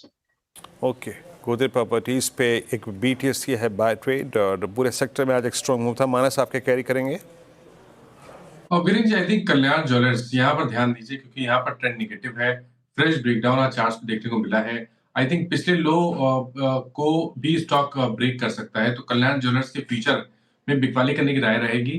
446 के स्टॉप लॉस लगाना है और 415 के टारगेट सेट करने हैं। करंट प्राइस 436 चल रहा है। ठीक है, कल्याण ज्वेलर्स के फ्यूचर में बिकवाली करने की राय फिलहाल मानस जी की तरफ से आते हुए। राजेश जी, आप बताइए कल क्या कैरी कर रहे हैं आप, कल के लिहाज से क्या कैरी कर रहे हैं? जी श्रेया जी, देखिए मैं एबीबी को कैरी करूंगा। मुझे लगता है जिस तरह से कैपिटल गुड्स में लोअर एंड से बाइंग हो रही है, एबीबी थोड़ा और टिक देगा। तो ये जो रिलीफ रैली प्ले है, इसका टारगेट होगा करीबन 5240 का। So at a level of 5110 it's a buy in ABB. Stop loss will be at 4960। Okay, ABB पे बाय है सर। शिल्पा जी आपके कैरी करेंगी? जी वीरेंद्र जी, बाय रहेगा एस्ट्रल में। एस्ट्रल मुझे लगता है काफी दिनों के बाद थोड़ा एक शॉर्ट कवरिंग मूव अटेम्प्ट ले रहा है, तो यहाँ पे 1300 1320 जोन्स पे एक अच्छा खासा सपोर्ट बनना चाहिए। यहाँ पे टूवर्ड्स 1380 से लेके 1420 के नेक्स्ट टारगेट्स होने चाहिए। तो यहाँ पे इसको आज हमने अभी इसको एस BTST प्रबुद्धा लीलाधर में 1400 का कॉल ऑप्शन जो रफली 40 रुपीज के अराउंड ट्रेड कर रहा है, इसी लेवल पे दिया हुआ है। स्टॉप लॉस आप 30 का यहाँ पे मेंटेन कीजिए and look for targets of 55 से लेके 70 के बीच। ठीक है, एस्ट्रल बाय कॉल शिल्पा जी की तरफ से। सोमिल जी, आप बताइए आप क्या पिक कर रहे हैं, BTST STBT? बाय कॉल है डीमार्ट पर, एक अच्छा मोमेंटम है, एक अच्छे लेवल से बाउंस बैक दे रहा है। 3400 का एक स्टॉप लॉस और टारगेट ऊपर में 3550। ओके, कविता जी आप क्या पिक कर रही हैं? वीरेंद्र जी, ओबेरॉय रियल्टी यहाँ पर मूव एक्सटेंड होता हुआ दिख सकता है। छोटा स्टॉप लॉस मेंटेन करेंगे 1485 के SL के साथ। 1560 1565 के प्राइस टारगेट के लिए एस BTST से चेज करना चाहिए। ओके, ट्रेड्स पूरे हो गए यहाँ पे ओबेरॉय रियल्टी। अब एक काम करते हैं, जरा आते हैं कि देखिए निफ्टी 5 अंक नीचे है। अगर आप डे हाई से कंपेयर करें तो काफ़ी नीचे है। बैंक निफ्टी 233 पॉइंट नीचे है। आज हमारे पास अगर कोई चीज़ अच्छी थी वो था कैपिटल गुड्स, हमारे पास IT और साथ ही साथ ये कैपिटल गुड्स IT और कुछ अगर आप देखें इंडिविजुअल पॉकेट्स में अच्छी स्ट्रेंथ थी। ये ट्रांसलेट कैसे हुई? आई मीन डेरिवेटिव्स में ये देखते हैं उसको। 117 लॉन्ग, बहुत दिनों बाद थोड़ा सा जो ये मार्केट ब्रेथ है इन डेरिवेटिव्स वो अच्छी थी। 21 में शॉर्ट कवरिंग, शॉर्ट 71 में और करीब करीब लॉन्ग अनवाइंडिंग 77 में, 7 में माफ कीजिएगा, तो 78 रेड थे, उसके अगेंस्ट लगभग आप समझ लीजिएगा कि 140 ग्रीन्स। ब्रेथ अच्छी थी। अब आते हैं स्टॉक्स पे। स्टॉक स्पेसिफिक रुझान क्या था इसमें? Tube investment, supreme industries, Prestige estates, REC, Voltas, इनमें काफ़ी स्ट्रॉन्ग मूव था। लॉन्ग बिल्डअप, शॉर्ट कवरिंग कहाँ पे थी? IRFC में सिमेंस, BHEL, वोडाफोन आइडिया और माफ कीजिएगा वेदांता और अपोर्टास में आज शॉर्ट कवरिंग थी। नेक्स्ट स्लाइड आएगी प्रेशर पॉइंट्स वालों में। आज देखिए जितने भी एक्सचेंजेस थे ना उसमें एक सब्सटेंशियल सेल ऑफ था और MCX, BSE, कैम्स, बाकी यहाँ पे स्क्रीन पे IGL, सैंट, जियो फाइनेंशियल सर्विसेज, येस बैंक, सब में काफ़ी सीवियर प्राइस डैमेज था। और नेक्स्ट स्लाइड आएगी लॉन्ग अनवाइंडिंग की, जहाँ प्रॉफिट्स कैश में कन्वर्ट हुए। BSE, this is called bulls liquidation, जो टैड बुल लिक्विडेशन होते हैं। भाई मेरा 3000 का ट्रेड है, स्टॉक चल रहा था 6000 का, 55 रुपये नहीं काटा, 5000 रुपये नहीं काटा तो आज 45 रुपये काटा। That's called bull liquidation, that bull liquidation. बाकी UPL, Petronet, LNG, Vodafone Idea और इंडसइंड बैंक, ये कुछ और ऐसे काउंसिल्स हैं जहाँ पे प्रॉफिट टेकिंग हुई। एक स्टॉक स्क्रीन पे और लिखे आइएगा जिसका धीरे धीरे स्ट्रक्चर जो है ना वो कोलैप्स हो रहा है। एक बार आप लिखे आइएगा UPL। मैंने खुद 10 दिन पहले अपनी टीम में कई बार इसको इंक्लूड किया है और अच्छा पैटर्न था, एक टिपिकल फ्लैग था, पर अब फ्लैग सिंक होता हुआ धीरे धीरे।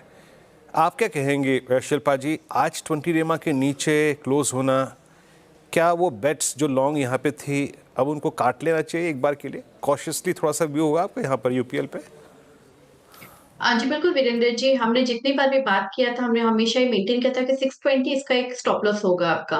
बिकॉज़ 620 के नीचे अगेन एक वीक स्ट्रक्चर स्टार्ट हो जाएगा, जहाँ पे 580, 550 जो भी डाउनसाइड के लेवल से जहाँ से रैली चालू हुआ है, तो वापस वहाँ तक जाने के लिए भी एक स्कोप बनता है। तो ये अभी के लिए मुझे लगता है 620 के भी नीचे close it's squaring of position. ठीक है, यूपीएल पे फिलहाल ये रणनीति। एक फार्मास्यूटिकल इंडेक्स देखें आप, निफ्टी फार्मा तो इन ग्रीन ही बंद होने की तैयारी कर रहा है, ½ की तेज़ी है निफ्टी फार्मा में फिलहाल आपको देखने को मिलेगी।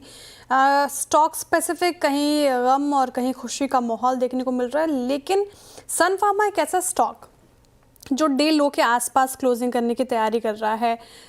बताइए सोमिल जी, सन फार्मा जिस तरीके से इसमें इनफैक्ट जब निफ्टी फार्मा में गिरावट देखने को मिलती है, सन फार्मा डे लो के आसपास ही कुछ पिछले कुछ दिनों में हमें देखने को मिला है, इस पे क्लोज दिखाता है। क्या ये स्टॉक में फिलहाल कॉशियस अप्रोच रहेगी? आपकी एनालिसिस क्या कहती है? डेफिनेटली फार्मा सेक्टर ओवरऑल ही मीडियम टर्म आउटलुक नेगेटिव है और मैं नहीं समझता हूँ कि बहुत ज्यादा इसमें बाउंस भी आ सकता है in the short term for a intraday prospective. एक आध दो स्टॉक में जैसे ग्लेन फार्मा है उसमें बाउंस आ सकता है, लेकिन सन फार्मा मैं समझता हूँ कि नीचे में 1500 के लेवल्स ओपन है in the medium term outlook और इसे सेल ऑन राइज की स्ट्रैटेजी रखें। सेल ऑन राइज की स्ट्रैटेजी फिलहाल सन फार्मा में रहेंगे, लेकिन फार्मा पैक से सोमिल जी कोई ऐसा स्टॉक जहां पे आपको स्ट्रेंथ नजर आ रही है, या फिर अभी pharma is a big no no? नहीं, यहाँ पे ग्लेनमार्क फार्मा एक स्टॉक है जो मैं अभी एक्चुअली देख भी रहा था। उसमें high tops high bottom formation है, मोमेंटम इंडिकेटर्स में बाई सिग्नल है। आई थिंक इसमें एक अच्छा बाउंस आ सकता है और ऊपर में 1400 के लेवल्स हमें in the very short term देखने मिल सकते हैं। टू बी वेरी स्पेसिफिक 1380 के आसपास के जो रेजिस्टेंस है वहां तक ये डेफिनेटली बाउंस कर सकता है। स्ट्रिक्ट स्टॉप लॉस रखे 1289 का और ऊपर में 1380 का टारगेट। ग्लेन फार्मा में अभी फिलहाल आपको स्ट्रेंथ नजर आ रही है, बाई की कॉल है ग्लेन फार्मा, और सन फार्मा में भी सेल ऑन राइज की रणनीति फिलहाल आप अपनाएं। देखिए ऐसे मूड मॉल में आपके बहुत सारे सवाल होंगे, आपकी क्वेरीज होगी स्टॉक मार्केट रिलेटेड, आपकी पोर्टफोलियो के रिलेटेड। तो मार्केट का पंचनामा में 3:35 CNBC आवाज़ के सभी social media platforms x, Instagram, Facebook, YouTube पे आप हमारे साथ जुड़े। आज के मेहमान होंगे आशीष बहेती जी, मार्केट एक्सपर्ट, जो आपके सवालों के जवाब देंगे। इसके साथ उनके साथ मैं रहूँगी और मार्केट को डिस्कस करेंगे, आपके क्वेश्चंस को एड्रेस करेंगे। तो 3:35 पर, और अब क्लोजिंग की तरफ बढ़ रहे हैं और बिग वॉल पर वीरेंद्र जी से समझेंगे कि मार्केट की क्लोजिंग किस तरीके से होती है। और आज के सेशन में भी उतार चढ़ाव देखने को मिला बाजार में, लेकिन क्या निफ्टी इन ग्रीन क्लोज होता है कि नहीं, चाहे 4 अंकों की बढ़ोतरी ही हो, क्या निफ्टी इन ग्रीन क्लोज होता दिखेगा? बस कुछ मिनट में वीरेंद्र जी। नहीं, ग्रीन हो जाएगा क्लोज, ऐसी बात नहीं है, बट मोर इम्पॉर्टेंट है श्रेया अगले 4-5 दिन में इस प्राइस पे स्टेबिलिटी है। देखिए बहुत ही महत्वपूर्ण है ये लेवल, यकीन मानिए 100 वीक एक्सपोनेंशियल। सुबह मैंने एक चार्ट दिखाया था इसीलिए आज सारे व्यूअर्स को कि पोस्ट कोविड जुलाई 2020 के बाद हमने अब तक क्लोज नहीं दिया है 100 वीक एक्सपोनेंशियल मूविंग एवरेज के। तो ये वही ट्रैजेक्टरी है, एंड उससे ज़्यादा महत्वपूर्ण है कि बैंक निफ्टी के लिए भी वही ट्रैजेक्टरी है 100 वेमा, और निफ्टी आईटी के लिए भी अगर आप देखें ना श्रेया, जहाँ से आज इसका पुल बैक आया, ये भी exactly 100 week exponential moving average की ट्रैजेक्टरी है। तो 3 की इंडेक्सेस निफ्टी, निफ्टी बैंक और निफ्टी आईटी एग्जैक्टली एक बहुत ही बड़े एवरेज पे बैठे हैं। हालांकि उसका बखान हम वीकली बेसिस पे करते हैं। आपकी स्क्रीन पे वॉल आएगी यहाँ पर। निफ्टी करीब 22,133 और निफ्टी बैंक ने, देखिए निफ्टी बैंक भले ही बैकफुट पे रहा हो, लेकिन कहने वाली बात यह है कि निफ्टी बैंक ने जो चीज़ वायलेट नहीं की वो था जनवरी का 27 जनवरी का लो। अभी भी आज भी लो जो था वो पैरेलली अलाइंड है वर्सेस 27 जन लो। और निफ्टी बैंक, उसके बाद NSE एडवांस डिक्लाइन रेशो को देखें तो वो तो खैर ख़राब ही था, उसमें कोई बहुत प्रभावशाली अगर आप देखें डिजिट्स नहीं है। 1934 रेड और डिक्लाइंस थे और करीब एडवांसेस 850। मिड कैप इंडेक्स थोड़ा स्टेबल हुआ, स्मॉल कैप में रुझान आज भी काफ़ी ख़राब था। आईटी ने आज 350। देखिए आज 22,000 को डिफेंड करने में अगर हमारी सबसे मदद किसी ने की है दैट्स निफ्टी आईटी। अब जरा लेके आइए एक बार निफ्टी के ग्रिड को लेके आइए, निफ्टी 50 के बिहेवियर को देखेंगे इसके बाद। और सेंसेक्स लगभग 73,150 पे करीब 48 अंक नीचे रहा। ये सेक्टोरियल इंडेक्सेस हैं आपकी स्क्रीन पे। मेटल्स में एक पुल बैक था, FMCG में पुल बैक था, बहुत छोटा सा। आईटी में एक साइजेबल पुल बैक था। ऑटो याद रखिएगा थोड़ा सा पुल बैक इसने लिया, और Nifty pharma same case. Nifty reality में अगर आप देखें जो मुंबई में प्रॉपर्टी रजिस्ट्रेशन के आंकड़े आए उसने इम्प्रेस किया, तो ये थे कुछ उसके इम्पैक्ट। और जाते जाते एक बार इंडिसेस पे दिखाइए, इट्स 24143। तो श्रेया की जो मनोकामना है वो पूरी हो गई, आईटी पर पूरी हो गई 350 अंकों पर, और निफ्टी बैंक पे 188 अंक नीचे आया। बट जो चीज़ क्रिटिकल थी याद रखिएगा वो थी कि निफ्टी ने 100 वेमा को डिफेंड किया। ये ग्रिड आपकी स्क्रीन पे बीएल में शॉर्ट कवरिंग थी, ग्रेसिम, और बैकफुट पे था पूरा का पूरा two wheeler basket Bajaj auto, और एचडीएफसी बैंक बैकफुट पे था। मेरे ख्याल से शायद अगर कोई चीज़ मेरे को आज दुखी कर रही है ना इस क्लोजिंग में, तो वो है रिलायंस और एक HDFC bank. Other than that ये क्लोजिंग फिर भी आपको थोड़ी सी सुकून देती है। बहरहाल ये बात थी सुकून की, लेकिन कुछ प्रश्न आपके जहन में ऐसे भी होंगे जो आपको परेशान कर रहे होंगे, तो उस परेशानी को, उस दुविधा को थोड़ा दूर करने की कोशिश करेंगे। और CNBC आवाज़ के सभी सोशल मीडिया प्लेटफॉर्म पे कुछ देर बाद आप श्रेया के साथ देख सकते हैं मार्केट का पंचनामा। बाकी आपसे मुलाकात होगी कल सुबह मॉर्निंग कॉल में और मुनाफे की तैयारी में। तब तक के लिए नमस्कार।